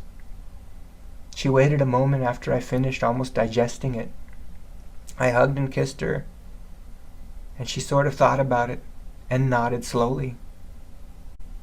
She continued thinking about, sort of looking at whatever she was looking at inside herself, and she nodded, like, "Yeah." And she agreed. We left the room, clicking down the hallway. Mimi's going to visit Tuesday, she said. My sister was going to be on spring break. She thought for a moment, my mom did, and said, "It's so strange, Johnny. She seems better than usual, different." We walked a few steps and my mom sighed. "God forgive me, but I just don't understand why God is making her suffer for so long. I only wish she would have peace." "I know," I said. My grandmother had suffered for so long and had been so unhappy after losing my grandfather. She just felt she had lost everything. How many times she had asked, my grandmother did, "Why? Why are you making me suffer, keeping me here?" She wanted peace. She wanted to go home. We said our goodbyes outside, and I drove 10 minutes, maybe 15, to go see my mentor, Don. He was my old ASB director senior year, and we became close over the years. He gave me great advice. He was like a father, a friend, a mentor. I sort of wish I had joined ASB before senior year so I could have worked with him more. He was always very light-hearted and would joke around, but you knew when he was serious, he would put on this serious face. He taught us how to speak up and how to fight for what we believed in, one time saying the squeaky wheel gets the oil. As I grew up later, I added to that, yeah, but sometimes that squeaky wheel gets replaced. He had done a lot of things for me. He had taken me to open my first bank account when I was in high school, so I could deposit my scholarships. One day he drove me down on a weekend to Point Loma for a preview day, which was his alumni back when the school was in Pasadena. He had given me my first job out of high school, working at a school supply store, as well as painting houses and apartments.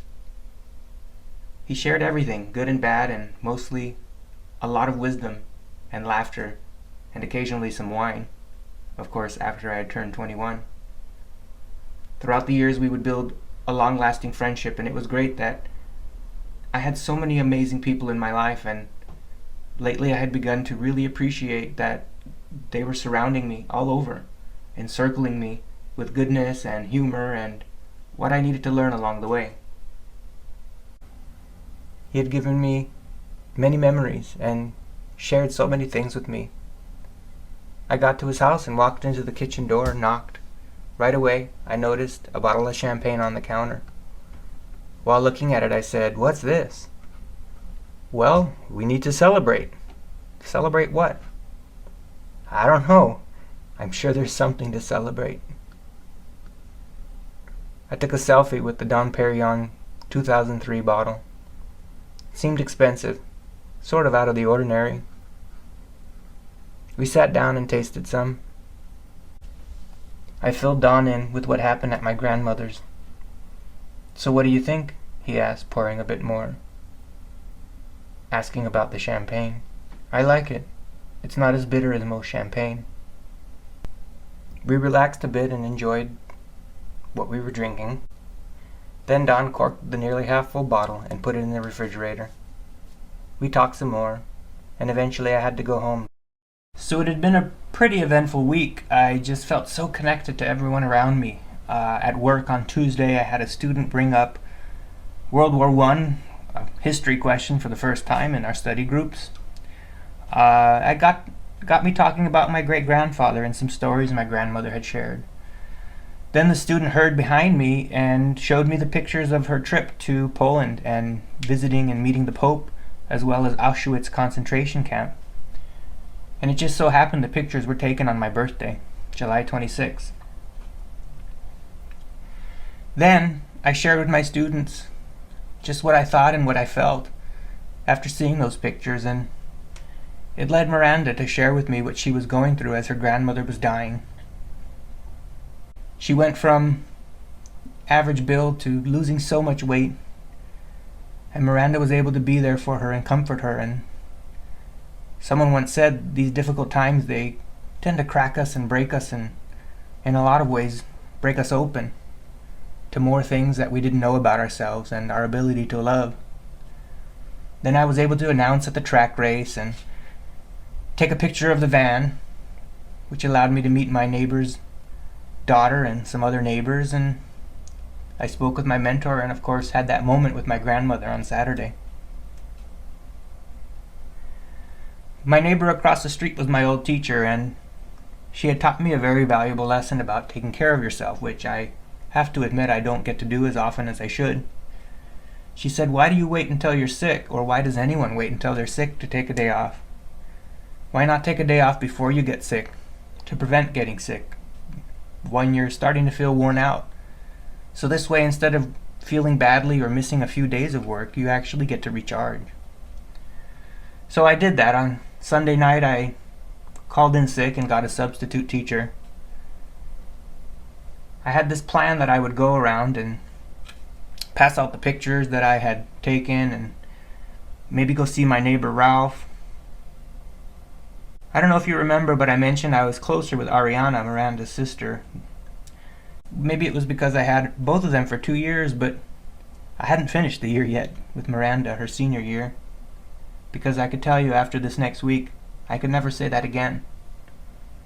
I just felt so close to that family and so inspired by these young ladies and just how much strength and courage they had. So let's get into the week. Monday morning I got a text at 5:10 a.m. It was from Miranda. She let me know that her grandmother had passed away at 4 a.m. that morning. After Miranda had shared with me what had happened the previous week, I gave her my phone number just in case. I texted her back, "I'm sorry, Miranda. I love you so much.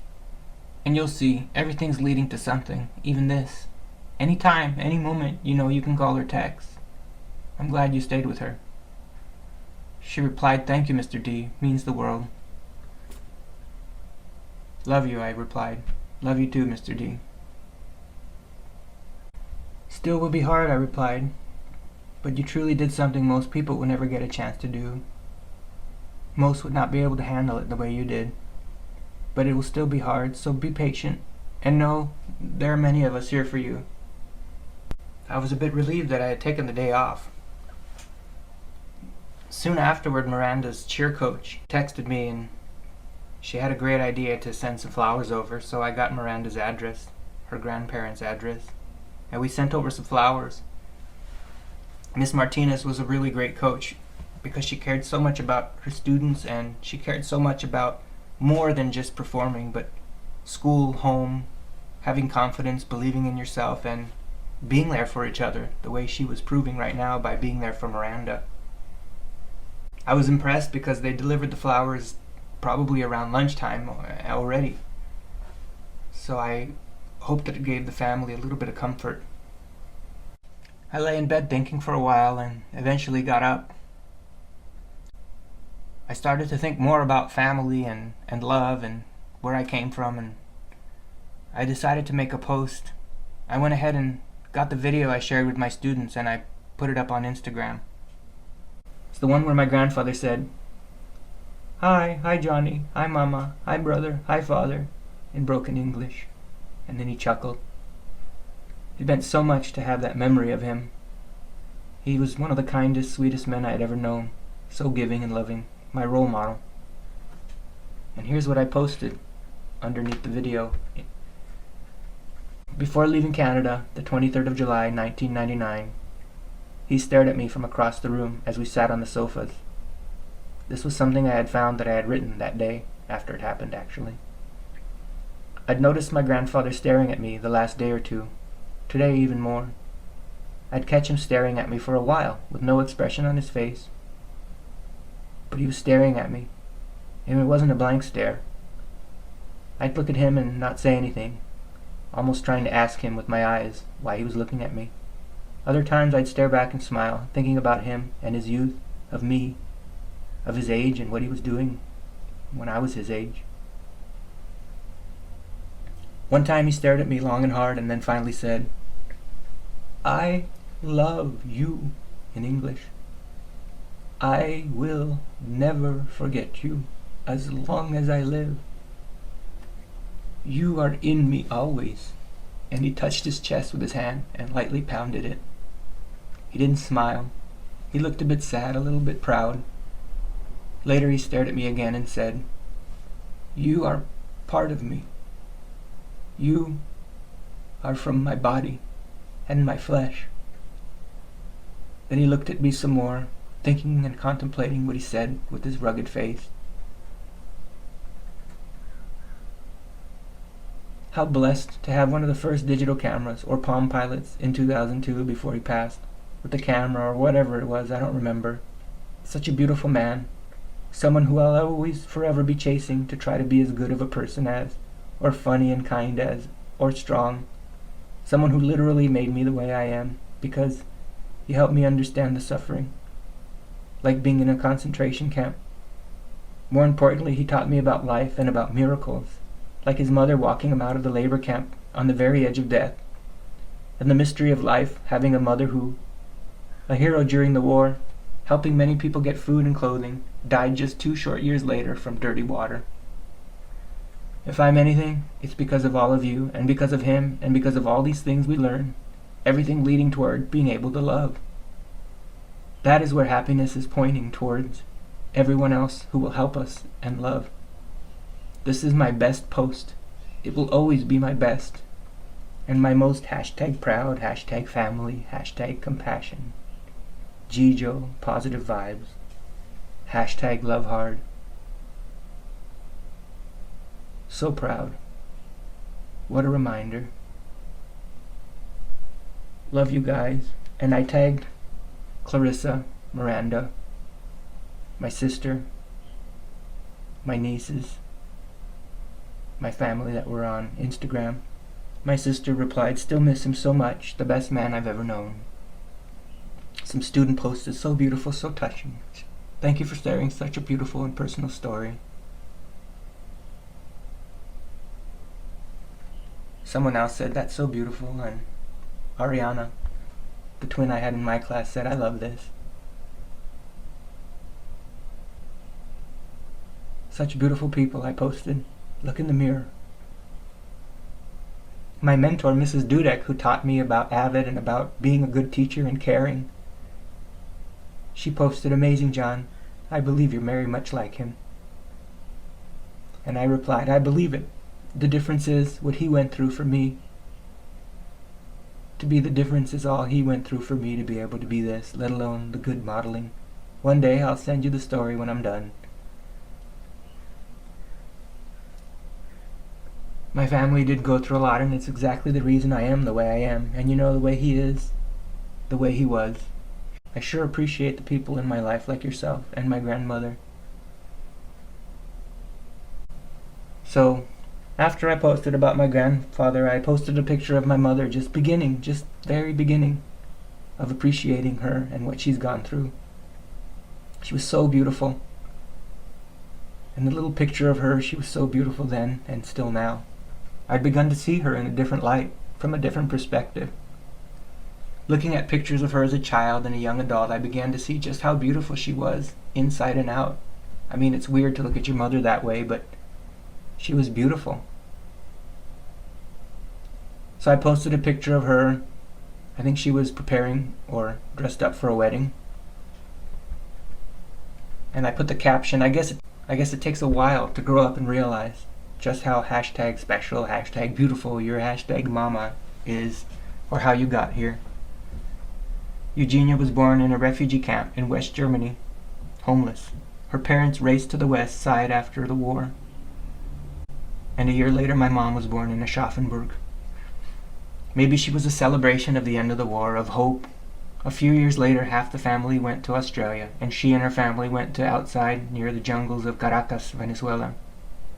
Then she nearly died when their neighbors poisoned the water supply, upset because they switched religions and believed in Jesus, it would seem. Interested? Don't worry, I'll write about it if anyone's interested. We can only be here because of each other.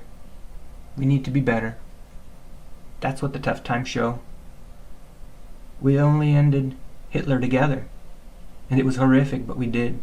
Look at us now, loving, and all the grandkids and great-grandkids and great-great-grandkids helping others, all trying to be their best, If we all go back far enough, it's a similar story. So many good things, like computers, such a big world.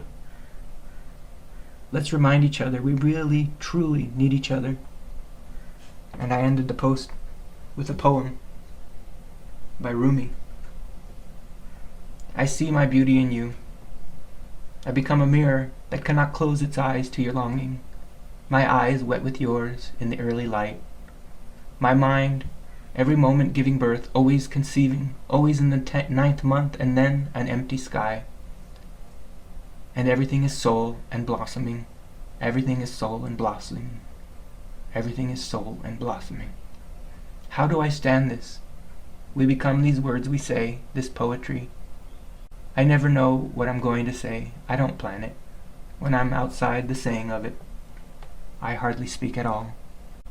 Rumi was a Sufi mystic poet from the 13th century, and it was only years later I'd realized just, I don't know why, that it wasn't love or a loved one he was speaking of when he said beloved. He was speaking of the Creator, of pure love.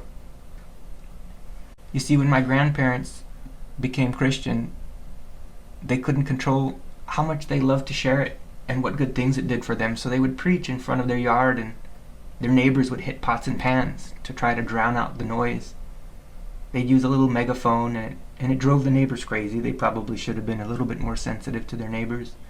But they had poisoned the water, and my mom was sick for months with the doctor coming 3 times a day to give her injections of penicillin, and she survived. Just like when she drowned, just like when my appendix burst, just like when I drowned as well. Or my other sister who was born with a blood disease, and somehow they say it went away when they prayed and the church prayed for her. And how she had almost died on the streets, and how almost all of us had almost died, and time and again we'd been saved, maybe for a reason. Maybe to share some love and share some of that story. I began to feel so connected and even physically healthy and strong. I went out and did some simple gymnastics on some rings, nothing serious, just to see if I could do a few moves. I'd put some rings up in my front yard around a tree, and until a week before I'd never really tried anything like it. I was surprised I could do a few things and felt so happy, so I don't know, optimistic about life. I posted that picture of me on the rings as well on Instagram. Most of all, I felt how important everyone around me was. Everyone. All my students, co-workers, parents, family, friends. And how we are so much better than we realize and can be better because of them and because of each other. During the year I realized something that I shared with 1 or 2 students. I'm sure I heard it or read it somewhere, at least something like it. I believe it might have been an African saying, you are who you are through other people. Because our lives are often and usually a reaction to those around us. People around us can bring out our anger, joy, hatred, bitterness, jealousy, happiness, or love. They say we don't have to, quote, let the bad behavior of others interrupt our inner peace. But by that same token, others bring out the best, not just the worst in us. And we do the same. So my final little sentimental post of the day was a video, not a photo, it was a video, of me doing those rings, nothing fancy. Just the fact that I could hold myself up was, to me, a little bit impressive. And in that post I said, I guess all the hard work is paying off. I love it. Starting to feel like everything is coming together and healthier than I've ever felt in my life. Every step of the way you're getting different pieces, and one day you can finally see the picture and then the whole puzzle. Of course, things will be hard at times, but boy, does this make you feel you can do more than you realize in life. Nice to see what you tell your students come to fruition. They say enjoy the journey and that life's about the journey. It's only the good and the bad that help you be able to one day even appreciate the fruits of all your hard work. And yet it's not your work. It's everyone's work. Everyone in your life. Everyone you've met, every person you work with, even people you disagree with and you're enemies with. They're part of the process. They teach you how to handle yourself. At your best, at your worst. And in those situations, you learn the most about yourself. But without discipline, without hard work, you literally will never be able to enjoy the results of your hard work or your hurt, or whatever you cheat or even steal. Without hard work, dedication, support, love, friends, good times and bad times, learning to work on things within your reach. Without patience, love, and discipline, things you're not born with, but must strive and work towards the same way you do with your body when you lift weights. Without patience, hard work, and discipline, you'll either lose everything you've achieved, or even the things you've dug your ways towards. Time and time again, we see people, even Lance Armstrong, who had it all and allowed one decision to lead to another, and to the next, all the way down a slippery slope. This is why the bad things happen in our part of the journey. Not to punish us, it's only learning. Learning how to be strong when things are at their worst, when it feels like you have nothing left. And you should never give up. And you hang that skill and discipline the way you sharpen a samurai sword. You constantly hammer at it until the blade is sharp. Then it can slice through anything. Everyone is involved. Everyone is a part of your life. Together we grow. Hashtag weirdo who loves you. Hashtag perspective. I don't know, I began to understand and see that it's not good and bad, but celebrating success and learning. Allowing things to guide you to be better. I know, so much sentimentality and hippie stuff like love, but it was sincere and from the heart. I felt like I'd gone through so many changes. I even grew a mustache, which at first was a joke. I shaved and let the mustache remain, thinking, hey, people are gonna laugh, and feeling ridiculous when I saw myself. In fact, when I'd glance in the mirror or in a reflection of glass, I'd jerk my head back because I forgot I had a mustache and was unable to recognize myself for a split second. I didn't like it, but to my surprise, nobody said anything at work. I expected laughs or mockery, but nothing. I left it wondering what would happen. The second day I got some compliments, and a few people didn't like it, including my mom. She hated it. So I kept the mustache, not to look a certain way, but more of an exercise, learning to let go of a particular image of myself. This definitely worked because I thought I looked ridiculous. But over the course of a few weeks, I started to enjoy it. For the mere fact that it made me smile whenever I looked in the mirror, which, wasn't often that I smiled enough. Balding with short hair, I didn't need to stand there and comb it daily, so there were days I literally didn't even look in the mirror, so I made lots of extra prints of the van and neighbor with his daughter June, and I figured he had his grandmother to give some, or her grandmother, and his girlfriend who occasionally I saw him with, and whom he would later marry. When I went to leave it, a woman, which was their mother, she took it, and I explained the photos were for her to pass on to her son, and she smiled and thanked me. I put some photos of a picture on a Buddhist neighbor's home, because they have a little altar. I figured they were Buddhist, and left it on their porch with some flowers and I believe the ladybug. They had beautiful lilies in the front. And I also left some photos of the last neighbor's home, a woman about my age who had turned the front strip of grass in her front yard into a desert garden. It was beautiful with lavender and cacti and some beautiful stones. So the day I took the picture of the van, I'd taken some pictures of that as well and left it on her front steps. I even thought of going to see my grandmother again. I just had this vague notion of asking her some questions, maybe filling in a few more details of the stories she had been telling me for some 23 years. I just felt like I wanted to ask her, Grandma, is there anything else you want to tell me? Things you haven't told me or are embarrassed to tell me or afraid to? Almost as if in a confession. I don't know why I had this idea. I wanted to let her at least have a chance to let everything out, but I didn't make it over there. I got caught up in what I was doing and instead chose to go see my neighbor Ralph across the street, the World War II veteran. His son opened the door and said, "Oh, hi John," a bit surprised. I hadn't been visiting. It'd been months. I knew his father was hard on him, a little bit like mine. Old-fashioned, a bit rigid. I'm not sure he fully appreciated everything his son was doing for him.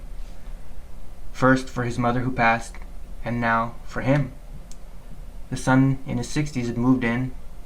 He did everything from cooking, cleaning, helping him walk, changing his diaper. And I would hear Ralph's harsh tone when speaking to Mark, only to change to soft and sweet when speaking to me. Sometimes. I don't know why we're always hardest on our family and those we love. It's like we can let go, which is so unfair. Ralph had always been really kind to me, chatting whenever we saw each other. He would ask me about work and ask about the dog, sharing his own stories about the hunting dog he once owned, even sharing avocados. I mentioned to one of his next-door neighbors how delicious they were. He had 2 varieties, Haas and Bacon. Bacon avocados. I'd never tasted a bacon avocado, and it was so soft and smooth and easy to whip into guacamole. I felt bad when his neighbor of over 40 years said, "I never got any avocados from Ralph." She wasn't so much jealous as she was surprised that he was sharing. She wasn't the jealous type. He no doubt had a soft spot for me and was always so kind. I walked into the living room where Ralph sat on his chair. "Hey, John!" His eyes lit up, and he looked so happy to see me. "Where you been? I've been sitting here all by myself all day." Instantly I felt bad. He asked me whether I could mail his American Legion membership dues, something he had worried about the previous years and I'd helped with. He was so dedicated. That was so important to him. He asked me to go get a money order for him, and I went and got one at 7-Eleven. He didn't want to bother his son, or maybe his son would tell him he didn't need to do that. I don't know. "Do you still have the dogs?" he asked me. "I don't see you walking them anymore." He sat in the living room most days with a big window, allowing him to see who passed by the neighborhood. "Oh, they're both 12 and 13 now," I said, "so we don't walk more than a block now or so." He asked about my dad, who was struggling with his Parkinson's and diabetes and other issues. He asked about his next-door neighbor, who had moved to a convalescent hospital across the street.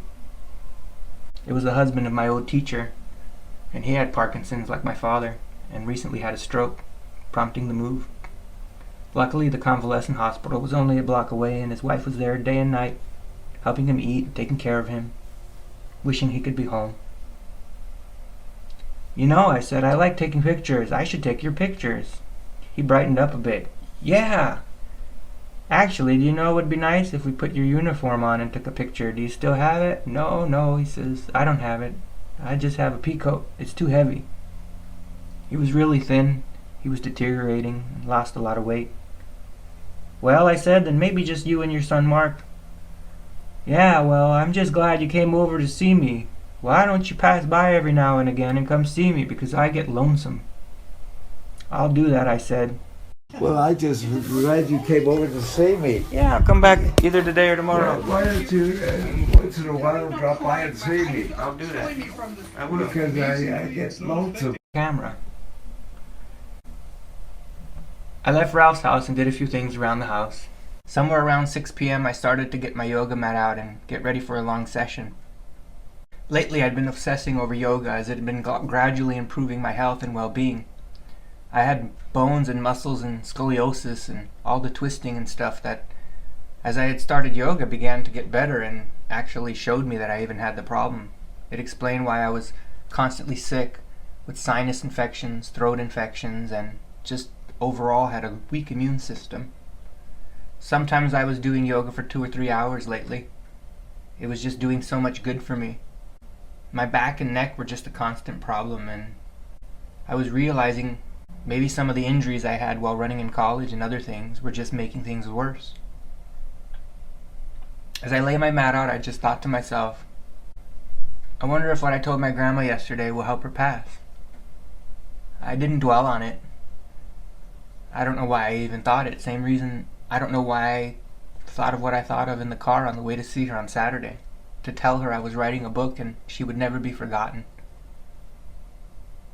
I did a few things in the kitchen before getting started. I started the yoga app on my iPad.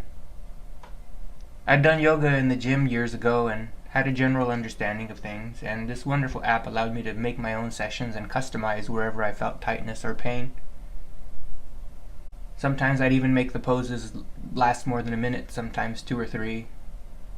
I started stretching, focusing on certain positions. I loved it because it was so much about helping your body realign, feel better, go into the right place, relax, but also about breathing. Stillness, something I didn't do enough, especially with my mind. And even being able to be still with uncomfortable positions. Maybe it helps you be more comfortable with something uncomfortable mentally as well. I just thought it was great training for the body and mind. Today I was more distracted than usual, thinking about editing photos rather than actually doing my yoga properly. Lately, like many people, I was more and more distracted by my phone, checking messages, pointless news, going on Instagram. And I even found myself wanting to check it during yoga, which was a bad sign, so I had started to put it on silent, and I did that this time as well. I put it on silent before I started doing yoga. Apparently my mom had texted me a few times, a little bit before 7 o'clock. I didn't hear my phone, but my laptop was open. My mom called my cell phone and my laptop started to ring. I wondered what could be going on for my phone to ring and for my mom to call. She usually texted. "Johnny, I'm at the hospital. Where are you? Babcha died." Like a rising wave of emotions. These feelings welled up in me and I couldn't believe it. Mama, I said what I told her yesterday and now she's passed. What I said yesterday helped her pass. But my mom probably didn't hear me. She didn't remember me saying that. I don't know why that was my first thought. My poor mother was hysterical and in shock at her mom's passing. I hung up and quickly texted my mom, "Be there in 5, maybe 10 or 15 minutes. Love you." Then I texted my phone was updating for some reason. I don't even know what I meant by that. I should have just told her my phone was on silent. I also don't know where I got 5 or 10 or 15 minutes. The drive usually took me 25 or more. I suppose I didn't want my mom to worry and I just wasn't thinking straight. My mom had texted me and I didn't notice. It said, "Johnny, we tried calling you, but the phone says it's not accepting for some reason. We have some really bad news. Babcha passed away at 6:04. Around the time I was wondering if it would help her pass by letting her know the stories I had written. My mom also texted, "I'm going to the nursing home in about 15 minutes. Johnny, where are you?" When I read that, it broke my heart that I wasn't there for my mother, even though there was nothing really I could do. I hurriedly went to the car and was expecting the usual 7 p.m. traffic. I turned on a major street, Walnut Grove, and was surprised to get all green lights and actually some light traffic. About halfway there, an ambulance pulled out a few hundred meters ahead and the lights went on and the siren. The cars in front of me started pulling over, so I put on my signal and started to follow them. Then I thought to myself, there's no way this isn't for me. I somehow felt I was getting my own private little escort.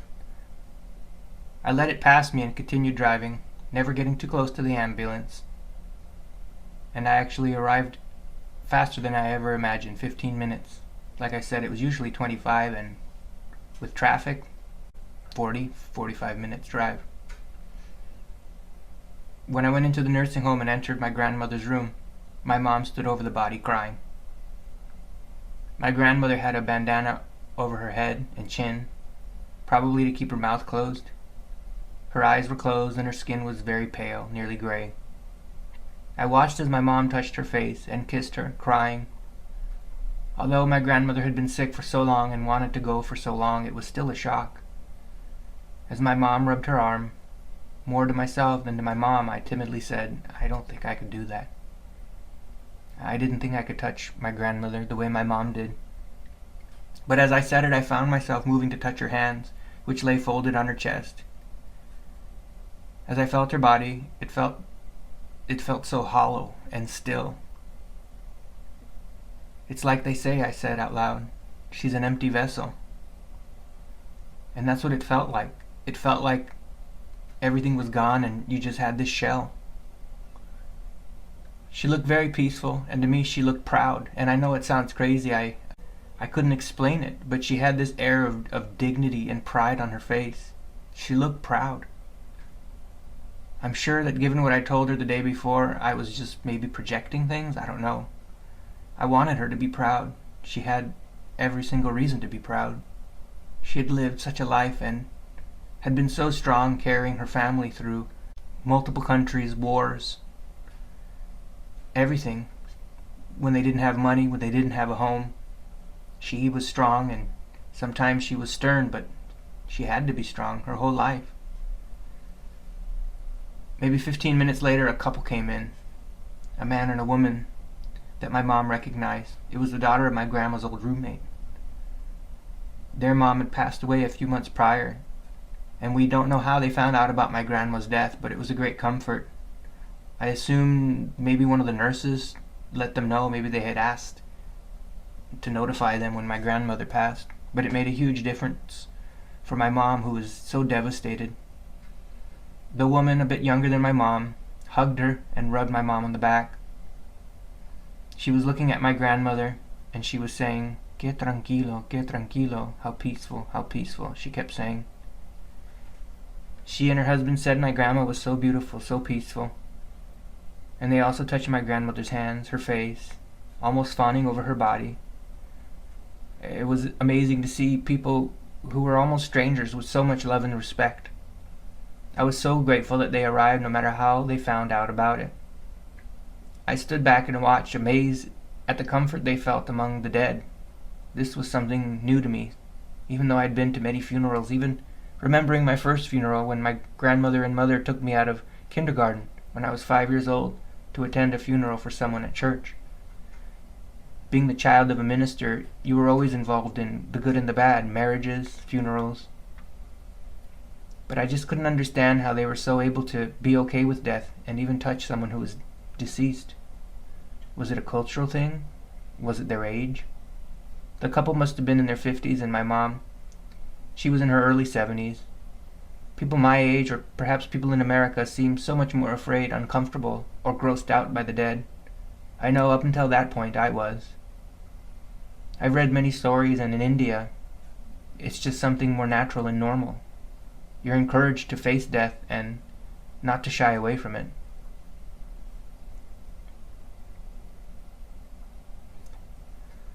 I went ahead and texted Miranda at 7:39 p.m. My grandma just passed. "Oh, Miranda," I said. "How can this be? We'll always be family and tied together." 6 p.m. On my way to my mom. "She's a wreck. Love you." So I must have texted her while I was in the car. She texted me back, "I love you, Mr. D. Wow. They're best friends. What's your address? I have something for you. We'll get through this together." An hour later, my brother arrived, and I was so grateful and glad because my mom told him not to come, and I was so glad that he didn't listen to her. I was so glad that he came. My mom could use it. He lived maybe an hour away in traffic, but he decided he needed to be there for her, even if it was only for a short time. We waited a bit more as my mom cried and mourned her mother passing. That was another thing I didn't realize when my grandfather passed back in 2001. All I thought about at the time, a new teacher, was that I lost my grandfather, someone who meant everything to me. I really didn't think about the fact that my mom lost her father. It was more my grandfather. I didn't think of the bigger picture. I asked my mom if we should get going around 8:30, and she wanted to wait for the coroners to take the body. The nurses said they would probably come for her at 9 p.m. It made me think of something. "Which funeral home is she going to?" I asked my mom. "The one in Montebello?"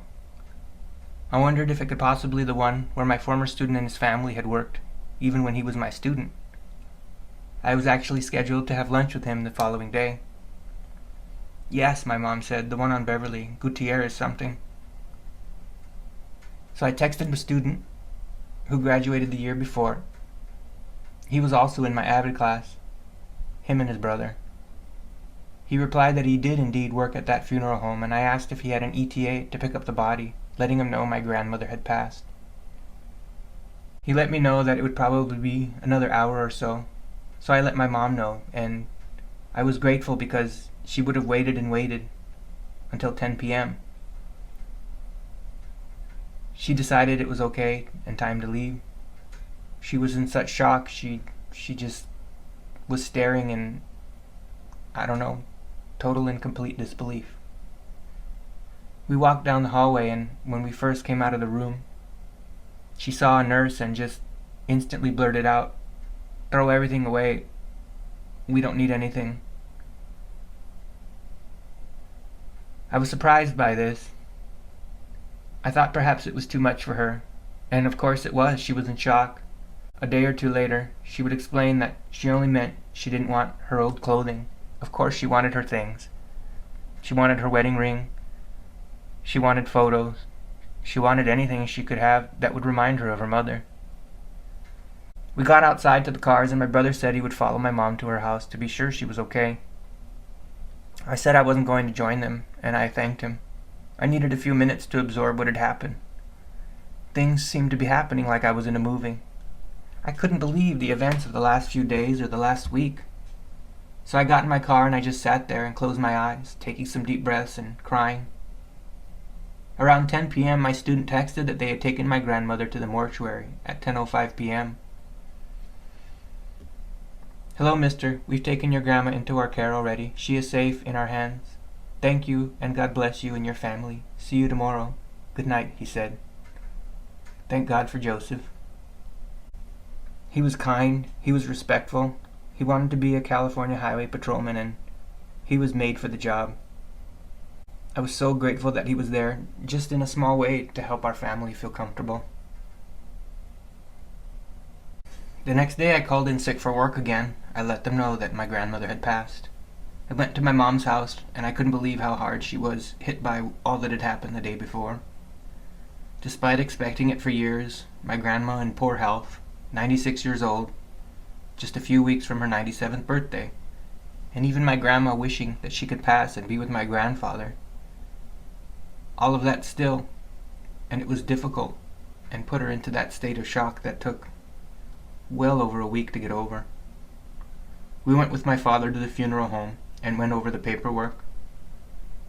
My mom couldn't even remember my grandma's birthday, how old she was, or some other minor details. She couldn't think straight, and I was so glad that I could be there for them, for both my parents. We arranged for the viewing to be that Friday, family only, and the funeral service would be Saturday morning, April 1st. After taking my parents home, I went to go make arrangements for the flowers. A woman I knew, Lupita, she would be able to do them for me. She worked full-time at a bank, but had started making flower arrangements for funerals, weddings, and other events. It was her little business on the side. And I can't tell you how happy and relieved I was to know that somebody I knew would be taking care of it and making the arrangements with love. It was just one less thing to worry about. I knew my mom would be happy with whatever she made, and I also just felt it was meant to be. That I was being taken care of some weird way, by the universe, by God, by something. I dropped off the check and talked to Lupita for a bit. After this, I drove to a Chinese restaurant that my family and my grandmother liked. It was one of her favorites. I made arrangements for us to be able to have lunch that Saturday after the funeral. I spent a lot of time with my mom over the next few days, making arrangements and just sitting with her. I was really surprised how hard she was taking it. Her world and her perspective was shattered, and she just didn't have a way to make sense of it yet. On Wednesday, I took time off as well, spending most of the day with my parents. My sister from Sacramento made arrangements to drive down from up north, and my mom asked me to work on saying a few words at the funeral. I tried that day to get something down on paper, but I just couldn't get myself to do anything. I couldn't put anything to words. So I planned on working on it the following day, Thursday. Lately I'd been sleeping for 4 or 5 hours each night, but I still felt good and energetic even before any of this happened. But I know that the emotional toll was more than I could really handle and I could stand at the time. I needed more rest. But I also wanted to see my students, my coworkers, and have some sense of normalcy for a day. I realized much later I hadn't left any lesson plans for the substitute teacher. It was the farthest thing from my mind.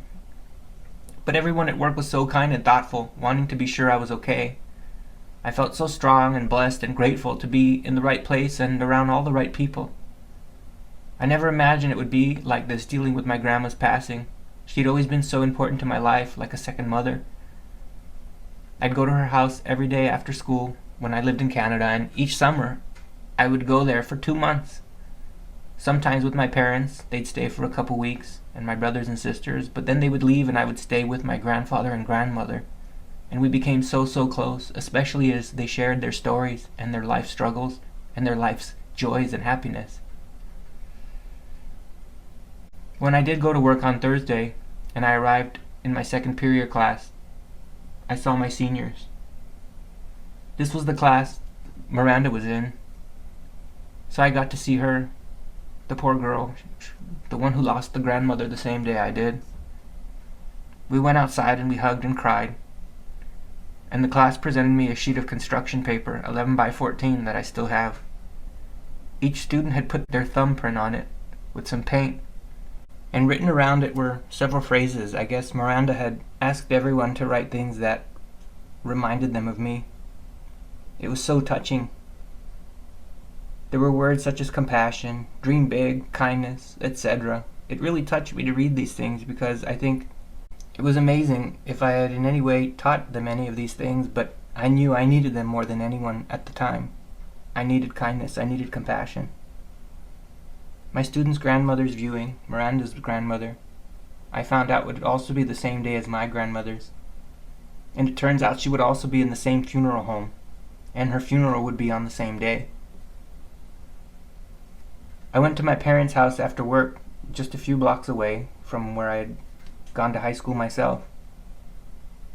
I swore I'd never come back because it was just so difficult growing up, being different from another country, and as most kids go through, bullying, and I just hated it, but I didn't. I hated the bullying. I loved the friends, the teachers, the things they taught me, the mentors and lifelong friends I made, both young and old. I saw my sister that day from up north, and then her daughter and her son, and my grandnephew, Silas. I felt like I was moving a mile a minute all week, and I felt so proud that I could handle and take care of all these things at a time where my mom needed me most. Thursday afternoon it was all starting to catch up to me. I was getting exhausted. My sister asked how the eulogy was going, and my mom said maybe someone else should do it. I let her know that I would do it, and I would do whatever she wanted. If she wanted me to do it, I'd try, and if not, well, it was up to her. I wanted her to have whatever she wanted that week. I actually lied and said it was coming along all right, not having really written anything down yet. I'd think about it, and I wondered if I could even get through it without breaking down crying. I never thought about or envisioned speaking at my grandmother's funeral. When I got home that night, I sat down at the computer to write down just a few words about when my grandmother was born, when she died. I really didn't know how to start or if I could even begin. I pictured myself starting to talk and just, again, breaking down. But I would do it if I had to, because I wanted to, but more importantly for my mom. I wrote down on the computer Sophia Kreving was born April 20th, 1920 and passed March 27, 1997. I saved the file and closed my computer, not realizing I had gotten the year wrong. I just didn't know what else to put down at the time, and I did some chores instead and went to bed late. There was actually something I forgot to mention. On Thursday, when I did go to work, I got a call at 2:05 p.m. in the middle of class, and it was a number I didn't recognize, but I thought I should answer it. When I did, I heard, "Hello, John? This is Ralph Nicholson from across the street." "Oh, hi, Ralph." I had forgotten I was supposed to go over to his house and take his picture. "What's up? Is everything okay? Can you take me to get a haircut?" He'd never asked for anything like that for me to take him anywhere, but I actually smiled inside. "Yes, I can, but I'm at work now. I can around 4 when I get home. Can you wait until 4? "Yeah, so you could take me at 4? "Yeah, I'd love to. As soon as I get home," I said. "Okay, thank you, John," he said, and hung up. I thought it was nice he wanted me to help him. It was unusual, and I felt good to know people knew they could count on me. When I did get home, a couple hours later, I saw his son getting out of his car across the street. "Hey, Mark," I said, walking across to see him. "Oh, hey, John," he said. Your dad called me at work today and asked if I could take him for a haircut." "He did?" He was surprised, probably as surprised as I was. "We just got back from getting a haircut. He didn't tell me he called you." Yeah, I was at work, I said. I told him I could take him at 4 or so when I got home. Oh, sorry about that. No, I said. It's all right. Do you know why he wanted a haircut? Mark asked. No. He wanted a haircut for when you take his picture. Really? I said. I thought, man, that's so, I don't know, even adorable. And I was touched and surprised by how much he wanted to take a picture. Let me go get my camera and my light, I said. I brought them over and set up a really cheap light and put the camera on a tripod and said, all right, ready? 1, 2, 3, and took a picture. I took 3 or 4. How about we take one of you and your son, I said. Mark was a little bit hesitant, but finally agreed, and I took a picture of him and his dad. He leaned over in the armchair next to his father, and I took a picture before we changed places, and I took a picture with Ralph, and Mark snapped the shot. We talked some more, and I asked Ralph some questions about World War II and where his Navy ship was stationed. He said he had signed up when he was 17 with his father's permission and signature. Everyone was doing it, he said, going to fight for their country, for freedom, against the Nazis and against the Japanese, who were allies. Afterward, he said he became a door-to-door salesman and used his good personality and love of conversation to make an honest living. I was so glad that, even though it was a difficult week, I was able to do that for Ralph, who passed away a few months later in June. My mom and I picked out a dress for my grandmother, and we decided to bury her with her Bible. Inside of it we found a picture of 2 tulips, red, and a Canadian maple leaf that she had brought from Canada. In looking through her things, we found her passport from when she was 16 years old, and I had never seen it before. It was when she left Ukraine, which at that time was under Poland, so it was a Polish passport. And at 16 she went to live with her sister in France. A few years later, World War II had broken out, and she was never able to see her parents alive again. I also found, inside of that passport, 2 dried out 4-leaf clovers. Maybe it was luck, but I don't know, the journey from country to country through wars. I just thought it was more than luck. It was probably God guiding her along the way. My uncle and his wife and son came in from Sacramento as well. They made it Friday and Saturday, Friday for the viewing. It was a small family affair, family only. My father said some words and read from the Bible and prayed, and we cried. My uncle took it extremely hard. It was so difficult for him and my mother. Again, I never really thought of at that time what it must be like to lose not only your father but then your mother, let alone your grandmother. Because to me it was my grandmother, but to them it was their mom. If I'm honest, I was exhausted at that point, and I hadn't even begun to really write down anything for the eulogy.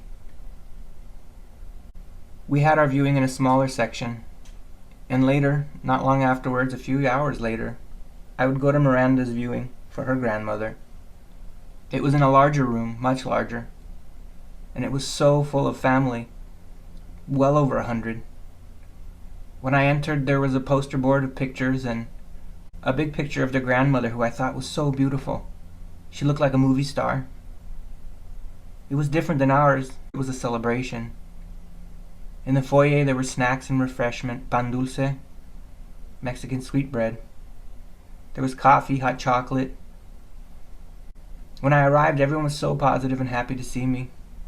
They said that everyone loved their grandmother because of the type of woman that she was, just like we did.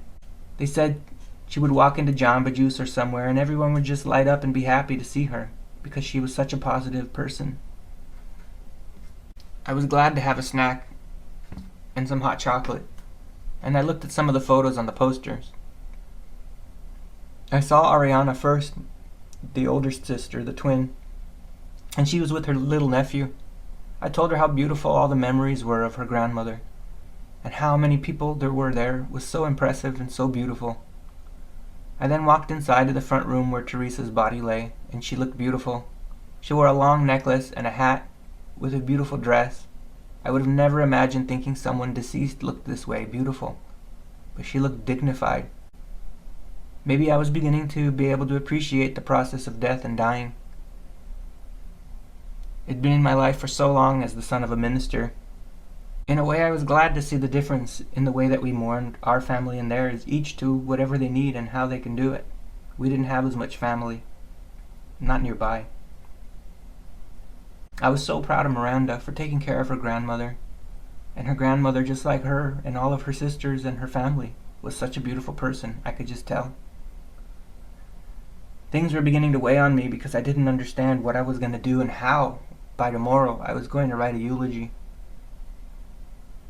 I was starting to feel more and more tired, and I went in and found a seat. I was a little bit early and was glad because they were filling up so fast. There were so many people there. I needed to sit down, and the week was catching up to me, and I just felt my body becoming very tired. More and more people came, crowding in, and eventually people would stand around the chairs and spill out to the foyer. I finally saw Miranda with her best friend and her best friend's mom. "Mr. D," she said, as we hugged, "did you see my grandma? Isn't she beautiful?" She was so full of life and happy even now. "Yes," I said, "she does look beautiful," and it was exactly what I'd been thinking. Then Miranda said something that just changed me. "I asked them if me and my best friend could come do her makeup, and they let us." I was stunned. I didn't even think I could touch my grandmother after she had passed, and look at me, twice her age. I'm sure my eyes widened in disbelief. "You came in and did your grandma's makeup? That's amazing. I didn't even know they could let you do that." It was one of the bravest things I could ever imagine. And in a way, it was one of the most loving things I could ever imagine. "Yeah," she said, "it was difficult, but they let us." Like I said, only a few days before I don't know, to be honest, grossed out of even thinking of touching my grandmother after she had passed. And now, here I am, in front of this brave young woman who's strong enough and loving enough to do her grandmother's makeup, to prepare for her grandmother's funeral. I just couldn't believe what she had done. As the funeral started, I grew more and more weary. I just started to get very tired. The priest spoke in English and then translated in Spanish, and I tried so hard to concentrate but found my head nodding, and I felt so bad I didn't want to be disrespectful. I moved around in my seat a bit trying to wake up, even standing and then sitting. I felt so drained. Again, I thought to myself in that moment, how am I going to write this eulogy? How would I get through the next day? How would I even get up there and say anything without breaking down and crying? For a brief moment in my tiredness, I felt like I was losing a little bit of hope and courage. I could barely keep my eyes awake. But then it came to me. I thought of Miranda, and just how incredibly brave and strong she was, that she could do her grandmother's makeup. And it just hit me. It was like a wave washing over me. I realized that if she could do such a thing, I could do anything. If this young girl could do something so brave and so strong and so full of love, I could do anything. I could do anything in the next couple of days to show my love for my mom and my grandmother and my family the way they had my entire life. She gave me strength. This young girl, my student. I was supposed to be the one teaching. I was supposed to be the one giving strength. But she gave me more strength than I ever thought I could have. And I suddenly had the will and motivation to go home and pour my heart into a eulogy. When I got home, I stood at my desk and began to think, and an old church song came to my mind. It sort of weighed at me. And I began with quoting that church song that I had heard at my dad's church when I was growing up. In the next hour or two, my thoughts and feelings flowed out on paper. And I realized Miranda, with all she's taught me, she gave me a theme that together we can do this. Together we're better. Together we're stronger. And that God speaks to us through others. I'm sure it wasn't the best speech I could make, but it came 100% from my heart. And because of that, I couldn't have been any prouder of anything I had ever written before. I understood my audience. There would be a few church members, older people, and my family, and I expressed myself biblically in a context they would understand. Love and connection. That's what I wanted them to feel and to see. How much they meant to me, and how much my grandmother meant to all of us. But love and connection. The following morning I dressed in my suit and walked to the car, drove to my mom's. My brother and I would be pallbearers, along with a church member. My uncle wanted to do this, but he had recently had surgery removing his foot. So here I found myself with another student once again, that same one who worked at the mortuary, Joseph, coming to help us out in our time of need. When we went to the mortuary, I saw my own Sunday school teacher, David. He would be the 6th pallbearer. I didn't know at the time that his father knew my father back in Paraguay, where my dad was born. But just seeing him reminded me how much our family had gone through together. My father had married him and his wife, baptized their kids, even heartbreakingly presided over the funeral of their daughter, who was born with a heart condition and died at around 5 years old. I let him know as much, that we'd been through good and bad, and how much I appreciated it. Even being old and dying crossed my mind several times for some reason. And I thought about when you don't have anybody, especially family, especially those people in the old folks' home where my grandmother was. You could rely on the church to never be alone.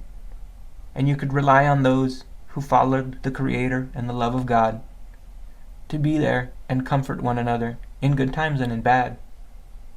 What else could be important in life? I presented the eulogy and happened to record it at the time. I don't know if it was any good, but it came from the heart, and really, it meant a lot to me. And I mustered every ounce of courage, using Miranda as inspiration, and using the desire to do something loving for my mom at her most difficult time ever. At least so far. Here's the eulogy. I've been thinking lately, before any of this happened, about how blessed we've been. And to hear John say about my father that he literally blessed our kids and our family as he baptized them. I know that you all have blessed us. We've celebrated weddings together, and we've celebrated funerals together. And it just made me realize months ago how God works to put people together when we have His love and His commitment.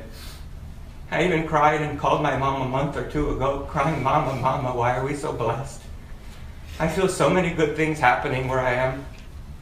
I'm a teacher, and as a teacher, you're not allowed to talk about the Word of God directly, which was good, because it's practice for showing the Word of God.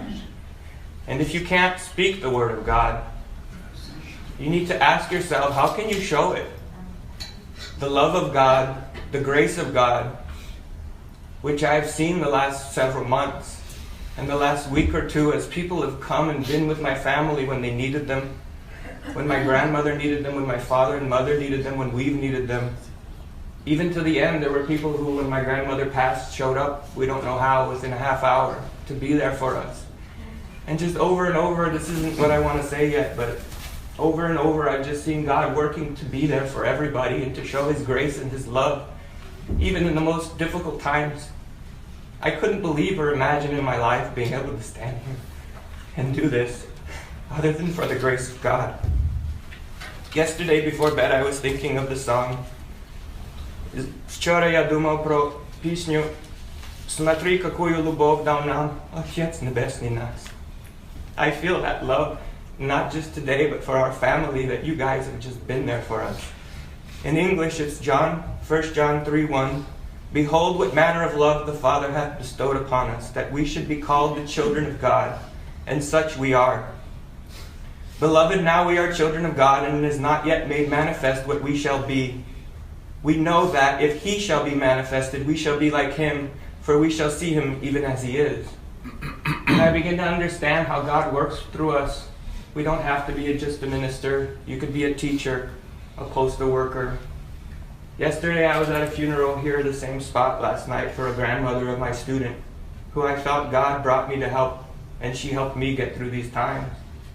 And you saw hundreds of people that I know my grandmother has affected as well. And you see how God's work, even in a smile or in sharing something, how God, He moves and He does things. And He brings people together and He blesses us. Sofia Chipko Kriving was born April 20th, 1920 in Sokal, in Ukraine. She often spoke of her family, farming, helping people, giving people, and generosity. At 17, she was sent to France to help her sister, and she would remain there until World War II, where her family was taken by the Soviets and their land and put in Siberia, so she never saw them again. She lived in France at the beginning of World War II and later fled to Germany, as countless refugees did. In 1941, the Lord once again worked, using Mama Kriving to bring Vasil Kriving and Sofia Chipko together. They married on October 25th, 1943, and near the end of the year were pregnant with Roman Kriving, who was their firstborn on September 6, 1944. They always spoke of hard work and struggle, and always people who were able to help them and give them food and shelter, and bombings. But with the grace of God, the factory where my grandfather and grandmother worked was left untouched, while its surroundings were completely destroyed by firebombs. The war ended on September 2nd, 1945, and it was then that they joined a refugee camp for Ukrainian people, sharing their lives and their things, even sharing their silver wedding band, which they gave to someone for a ceremony, and they gave to someone, and they gave to someone. And my grandparents were so proud that they never got that wedding ring back. That's the kind of people that Sofia and Vasil Kriving were. Generous and loving and God-fearing. And these are the kind of people the Lord brings together. Their first daughter was born in a refugee camp in Germany, in Jena. Before pregnant, Sofia translated for a doctor, and her husband Vasil worked as a security or policeman at the refugee camp. Half of their family moved to Australia, and they went to South America and Venezuela with many other refugees. They struggled more and at points couldn't figure how they would survive, but it was there in Venezuela that they came to the Lord when a brother offered his home to Vasil, who said, how could I manage if I could only pay rent and not even have enough for food? So the brother said, come stay with me and you won't have to pay every night for rent. And that brother took him to church, and my grandparents saw the grace and love of God, and it grabbed them. What became of the Kriving family after joining and serving the church were an abundance of God's blessings. Vasil became a minister, and Sofia became a dedicated pastor's wife who loved hosting guests, sharing stories, helping people, loving. They moved to Montreal, Quebec in 1958 and gave birth to their second son, David Kriving. Eventually the Lord would use His will to unite Walter Datsuk in Canada, coming from San Mateo, speaking and translating for the church. God brought him and my mother together. What a blessing. They got married in 1968, and Walter began ministering here in America. Sofia and her family remained in Montreal, Quebec until 1978, moving there with their younger son, David, their precious son, to Vernon, British Columbia, in order to be nearer to Walter and Genya and Ruthie and Mimi and David, and just that year, me. She even brought me home from the hospital because my mother was so sick. And as always, I almost killed her. But she stayed strong, and God stayed strong and continued to bless us. The Lord used His work in Canada and Vernon. They would help a church and help a community, and that church and community would help them. Also, the Lord brought Vera and David together, and more grandkids came. David and Vera were married in 1991. Not long afterward, they would have Dwight, and then not long afterward, a great-grandchild, and then another great-grandchild. Eventually, She even got to meet her great-great-grandson in the back. Again, missing their family, Lucille and Sophia in Port House came to live with their daughter again. We can't stay away from our family. God pushes us back together. That's what it feels like. Lucille passed in 2002 and Sophia took it very hard. We all did. He was one of the pillars of our family. But like my father said to us last night, Sophia became the beacon, shining and bringing us together and keeping us together. Sophia loved and cherished her family. She always asked about them. She always lit up and tried to give them something or make them laugh or let them know how much she loved them. She suffered throughout her life. She lost and gained and lost. She lost children. She lost everything over and over again. And the Lord, like Job, blessed multitudes of what she lost and gave more. She always spoke of her own family and the church families. Her life was filled with God's grace and blessing. She loved watching her kids and her grandkids and her great-grandkids. And she knew what she had created with God's help and God's love. You have all always helped us when we needed it. I realized that in the months leading up to her passing in her sleep. But Miss Kriving always knew that she was loved unconditionally, even by her daughter, who remained by her bedside, even when things were difficult, and her family who continued to visit and she would ask about. But let us remember for a moment the Sophia who gave all of us life. All of us. My family, the kids, the grandkids, me, and all of us who have been a part of each other's lives. God shows His grace. Sophia was our own flesh and blood and will always be a part of us. But on to some nicer things. She loved gardening. We were all farmers. She loved flowers and giving away vegetables. She loved singing with her husband, and she loved singing in church.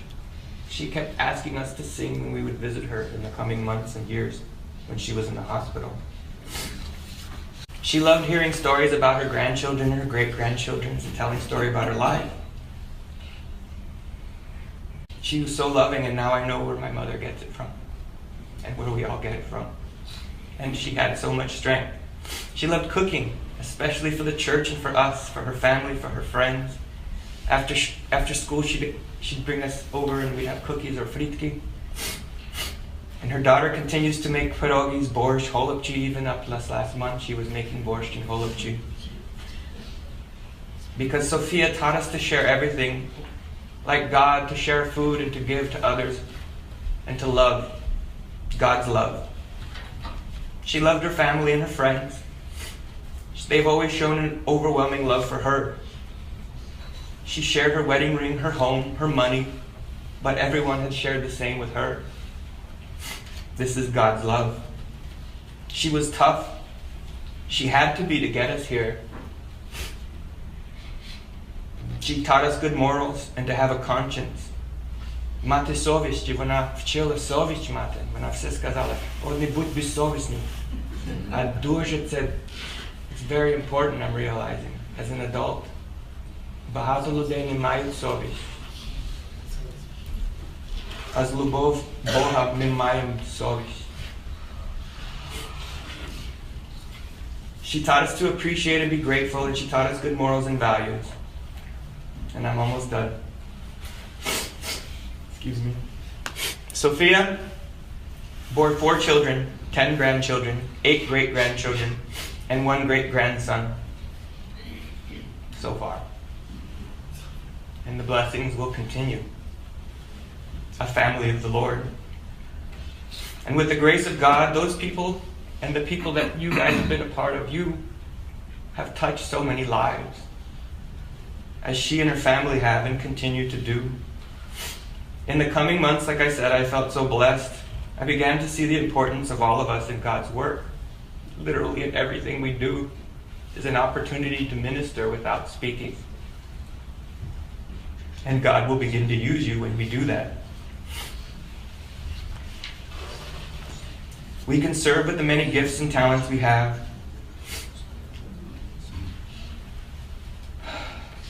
We can help those who have such difficulty and moments that they feel they cannot get through, like today. I know it's with grace that I can get through this, and with all of you who share God's love. Through each other we have grown stronger and try to live the love of God and do His work. And it's through God directly and through others that He works through that we can bear anything, and that even the most tragedy will bear fruits of the Spirit. In the coming weeks, Sophia asked about all of you, the family. She was not mad, she was not bitter. She was purely in love, asking how they are. How's Mimi? How yak Oz? Yak Maloho? How's Hannah? She's still in college. Yak Tvoya David? How's your David? Yak Moya David? Yak Moya David? She would ask more than once, forget, ask again. She would feel so grateful to hear that they were doing okay. And she would be so worried when they were ill or not doing well. How's Ruthie and Sophia and Sophia's little one? And perhaps one day I'll share more, because there are many stories my grandparents have told us. And in the coming weeks and months, I even started to tell that we need to share them. We need to share our story, and we need to share how God has worked through us to bring us to where we are. I can't help but feel at this time how connected we are through the blood of Christ. How big of a family we really are. It's the promise of God's love that we will always be taken care of. That despite the confusion of life, God's love will always, always remain constant. And that through our love of one another, we help encourage and strengthen those who can shine God's light. Even if we don't remain together, and we don't always see each other, which we need to strive to do, and moments like this remind us to do.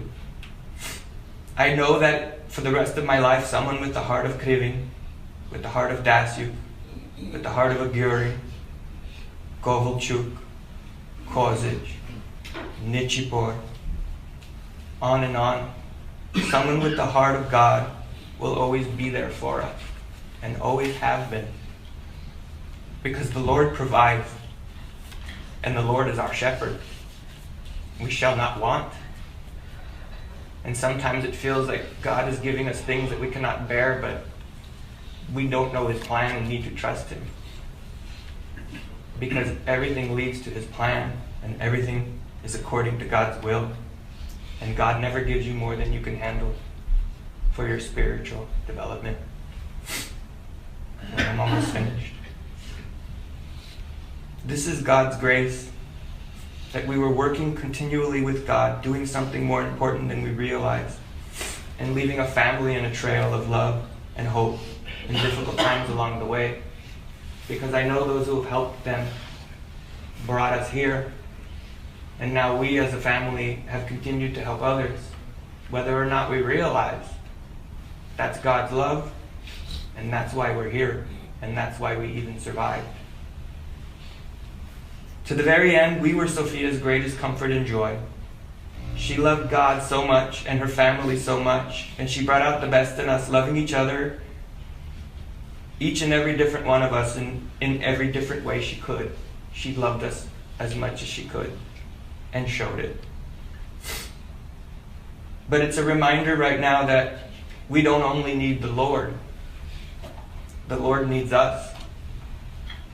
He will continue to bless and use each and every one of us so long as we are willing and have faith and continue to trust Him and try to follow His will. Because as I've gotten older, I see what the world is like, and the world is not always a good place. Sophia struggled so much and went through so much with her family. And if not for God's grace, we wouldn't be here. So the Lord needs us more than we need Him sometimes.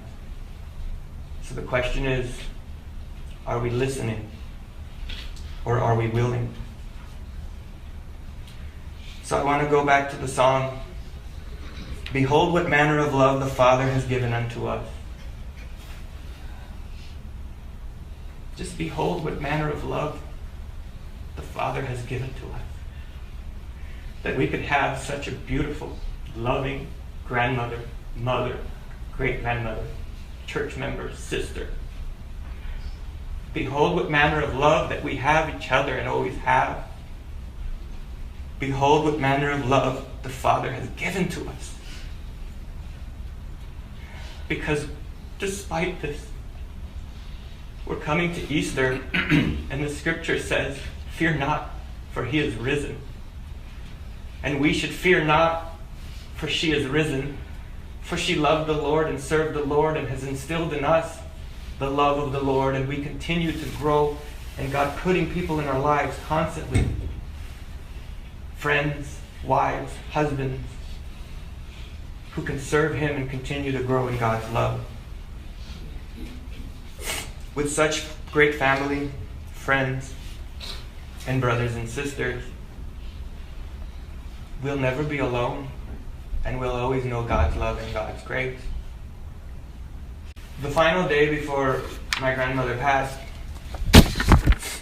she asked about everybody, like I said. She seemed healthier than usual. And I don't know if the whole family knows yet, but the last 3 sentences she said, she was moaning a bit, laying down a bit, suffering a little bit, but so happy to know we were doing okay. The last sentence she said to me was, "I love you, Johnny. Ya lubię ciebie, Johnny." And then she turned to my mom. She pointed her finger. I don't know if my mom remembers. And she says, "Don't you ever think for a second I didn't know how much you love me." Then she laid down and said, "Don't forget me." And that day as I was driving there, the Lord put on my heart to let my grandmother know that I'm writing about her, and I have been for years. But I realized that all of this that I've been talking about is so important, and how it influenced me to be the person I am, to know what we went through. So after she said, "Don't forget me," I grabbed her and I hugged her and I said, "Babcha, Babcha, I'll never forget you. Nobody will ever forget you.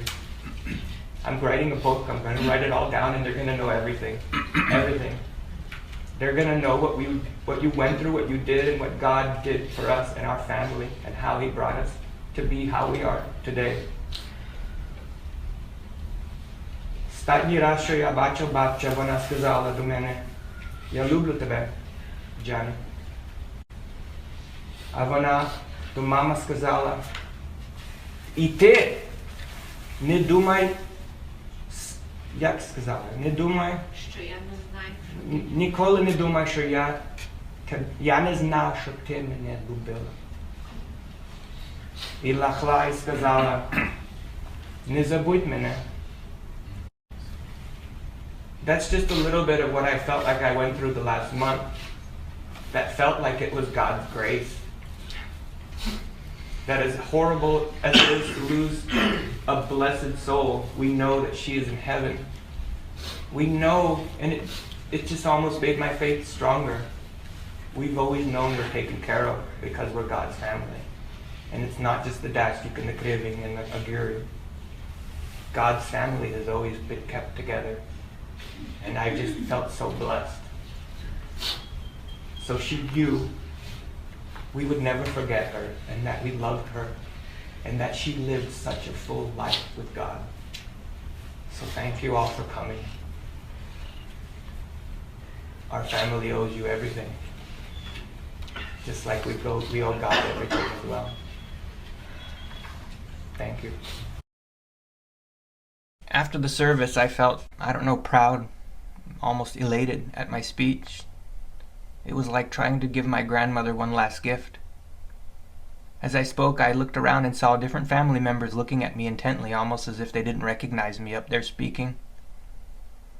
I was surprised several people came to tell me how touching it was, and my aunt said something to my mom like, "Wow, who would have thought our Johnny could have done that?" We got into our cars and headed over to the cemetery. We didn't have an escort, a police escort, but somehow we all ended up in line together. I pulled out of the parking lot and saw my mom and father not far behind the hearse. A moment later, we made a right turn and somehow ended up with the entire family in a line.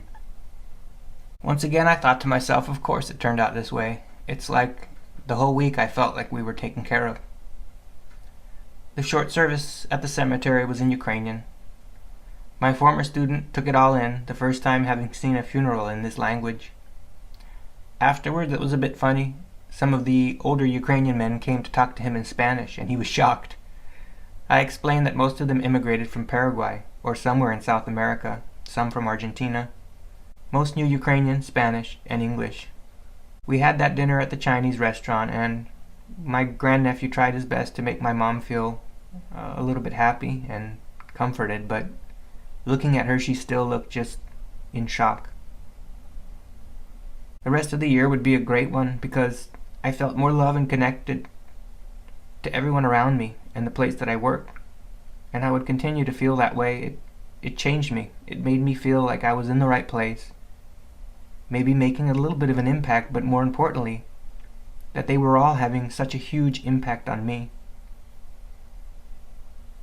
Miranda made it through the semester, of course, and graduated, attending college. She was just so full of life and so strong. Of course, when it was over, I wish I had done more. I wish it had happened sooner. This realization of how connected I was, and even visiting my grandmother, I could have done it years sooner. I realize how much I can rise above myself with a little bit of effort and give some love to others who need it, but how much exponentially comes back in return. I thought of the many examples of love I had felt and heard about, not just my own, the strength and courage, like I said, of Miranda and her giant loving heart. I know she got it from her family because she spoke of how when her grandmother was dying, laying in bed, she was there with her husband, and he held her hand in the middle of the night, and then he turned over. Not long afterward, he turned back and found that she had passed on. He was near her and devoted to the very end. Like I said, everything of that month and even that week just felt like a movie. A powerful, life-changing movie, and I knew I needed to eventually write it down, and I hoped I would get the chance to. It was a time of love, sacrifice, dedication, connection, in addition to huge, huge loss. A few days later, I went to get a massage at my friend Carson, who had a massage place. I had met him when he worked near my house, and eventually he would find another job when they closed down. That was a couple of blocks from where I had worked at the high school. He was so supportive, bringing my mom flowers and doing things for our family, like coming to give my dad a massage in the house when my dad couldn't get into his shop. He would bring us fruits and food, and he just felt like a family member, like a brother. He had posted something a few days before about his mom, and the tulips that he posted with a picture of his mom next to them in memory of her reminded me of the tulips I found in my grandmother's Bible. He said, "Time flies. My mother's death has been 20 years. I still can't forget her. Tomorrow is the Chinese traditional day of the sweeping of the tombs. Memories of lost loved ones. I love you, Mom, forever." So when I went to get a massage, I asked him, "When did your mom pass?" And he said March 27, 1997, which was the day I had accidentally written down in the eulogy before the next day I noticed and changed it. It was not too long before this, in Christmas break, that I made some important realizations after going into a sensory deprivation tank, a float tank up in Pasadena. I wrote a blog article at the time that continued to remind me something important. It was based on this idea. It was actually 2 articles. The first one was called "Give Others the Opportunity to Show You Their Best." Like forgiving each day and letting someone sort of have the chance to be better and not be stuck in the patterns, sometimes when we're bad or guilty or just we're angry or misbehaved. Not long afterwards, I wrote the second article because it was more about me and what I was learning. It was titled "Give Yourself the Opportunity to Show Your Best," which had a bit to do with forgiving yourself, which all of us seem to struggle with. It lifted me up a little bit, giving me a little bit of a better mindset. It was that idea that got me started in getting more involved, trying to be happier, trying to be more involved at school, and most importantly with my students, trying to give them the chance daily to show me their best. It was something I had learned from one of my coworkers, Peter. Everybody loved him, and I didn't want to be loved and admired, but I wanted to know what it was that allowed him to reach students in a way that it was a lasting impact, and so many had talked about it, how much he made a difference. I'd see him outside yelling, not really yelling, but correcting a student for being late or for misbehaving, but the next day he didn't hold it against them. He didn't hold a grudge. He wasn't angry. And I think that's part of what gave me the idea for the blog. It made me realize he forgives them. He doesn't hold it against them. It's something that we all need to learn to do with others, with ourselves, and with our kids. He gives them the opportunity to be their best. And he corrects them out of love, and sometimes all of us out of frustration. But it was always a reset button every day, and I couldn't myself do that. And more I would try to work on it. It's so often what we start with, that first step. And it usually dictates the rest of an interaction. And when you have a bad experience, especially with a young person, are we really expecting them to rise up over it and be just happy and pretend it never happened the next day? Maybe as the adults, we were the ones who needed to work on it more. When you're positive and happy, more often than not, others reciprocate. And when I started to try to practice this, and I saw that it worked, it wasn't that you ignored it and pretended it didn't happen, but you just gave them a chance to be okay and not to have any anger, frustration, or guilt. Sort of like a reset button. I mean, we've heard it before, treat others the way you want to be treated. But I started to see it actually worked. When you're rude, angry, suspicious, impatient, or frustrated with others, they usually respond in kind.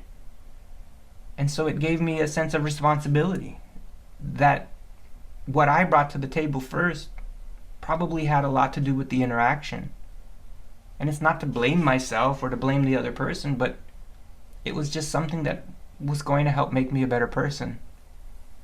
This is both the blessing and the burden we carry. We can make someone feel worse or feel better, and we can make them feel like they could just be themselves and be their best that day. Maybe it's something we learn to do for survival, be suspicious of others, or learn that once they've burned us or been mean to us, that we should stay away from them or shut down. But in a modern society, what used to be so unsafe and unpredictable was now a lot more safe and predictable. We needed to learn to, forgive each other and give each other a chance. We needed to fight the urge to be angry, short, or mean, or subconsciously just expect that someone's going to behave the way that they used to behave in a bad way. We should expect the best. And I started to see that and get the best when I did it. But in no way could I do it all the time. I'm not perfect. No one is. That idea played a crucial role, even in visiting my grandmother. I needed to give her the opportunity to be happier.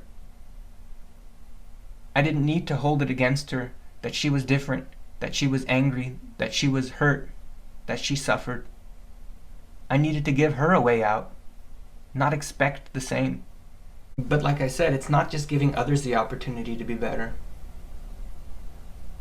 It's giving yourself the chance to start over each day and not expect the same sadness, anger, depression, or just expecting the same bad day you're always having, which is so hard to do. But I wanted to be better. I didn't want to just give other people the chance to be better. I wanted to give myself the chance to be better, to be connected, to feel happier, and to be there for others. And slowly, I think, it would help me with my own family and friends, but I still needed so much work because sometimes taking the first step is the hardest when you're the one doing it. But thank goodness, we have friends and family and others who are continually doing the same without realizing it. That's what I was so happy about when I realized it. When I was younger and depressed or hated myself, or didn't believe in myself like so many students and young people. I one day realized and told my mentor, "Thank God you believed in me before I believed in myself or even knew how to. Thank God you saw good things in me, talents, abilities, before I could see them in myself, because we need that." And that was a little bit of something that I was learning. But I was also learning just how strong these young people are. How at half our age they have twice the strength, courage, love, and compassion for themselves, but also for their family. The way Miranda took care of her grandmother. The way she was able to do her makeup. And it started to give me more hope in our young people. Because I could see that clearly they were strong and had good values. And a lot of us had always talked about our values, and even America, the values America has. But I was certain that this generation, these young people, would live up to and hold us to the values we've said we'd had. Not just say them and talk about them, but actually step up and live up to those values of love, compassion, connection, and the ability to get through some of the most difficult times, and not just the good ones. But it really truly was a year that I learned how connected we are, and how much my students and my family were there for me and teaching me more than I ever could imagine teaching them. I guess that was one thing I sort of neglected to realize as a teacher up until then. We're out there helping them and changing them and thinking that we're doing all of these things and making such a big difference without realizing they're making that much of a difference and absolutely more on us. A few years later, we would go through COVID and lockdown. And it was a year of stress and difficulty because I lost my own father, and I wanted the students to know that I was there for them and give it my all, because I knew what I lost and I understood that they had lost the same. Students who had lost loved ones, students who had lost school, connection, everything I was learning about and feeling others were there and a part of my life and my story and lifting me up as I was attempting to lift them up. And I realized over that year just how much less joy I had. And that also taught me a very, very powerful and valuable lesson. Not only were these kids teaching me they were strong and where my strength was, that they were loving and compassionate and where my love and compassion was, but they taught me just how much joy they were giving me each day, even in the days where I was frustrated or in the days where I was maybe not getting the lesson across. These young people were making me better, and it just gave me hope that they're going to make the whole future of this world a better place.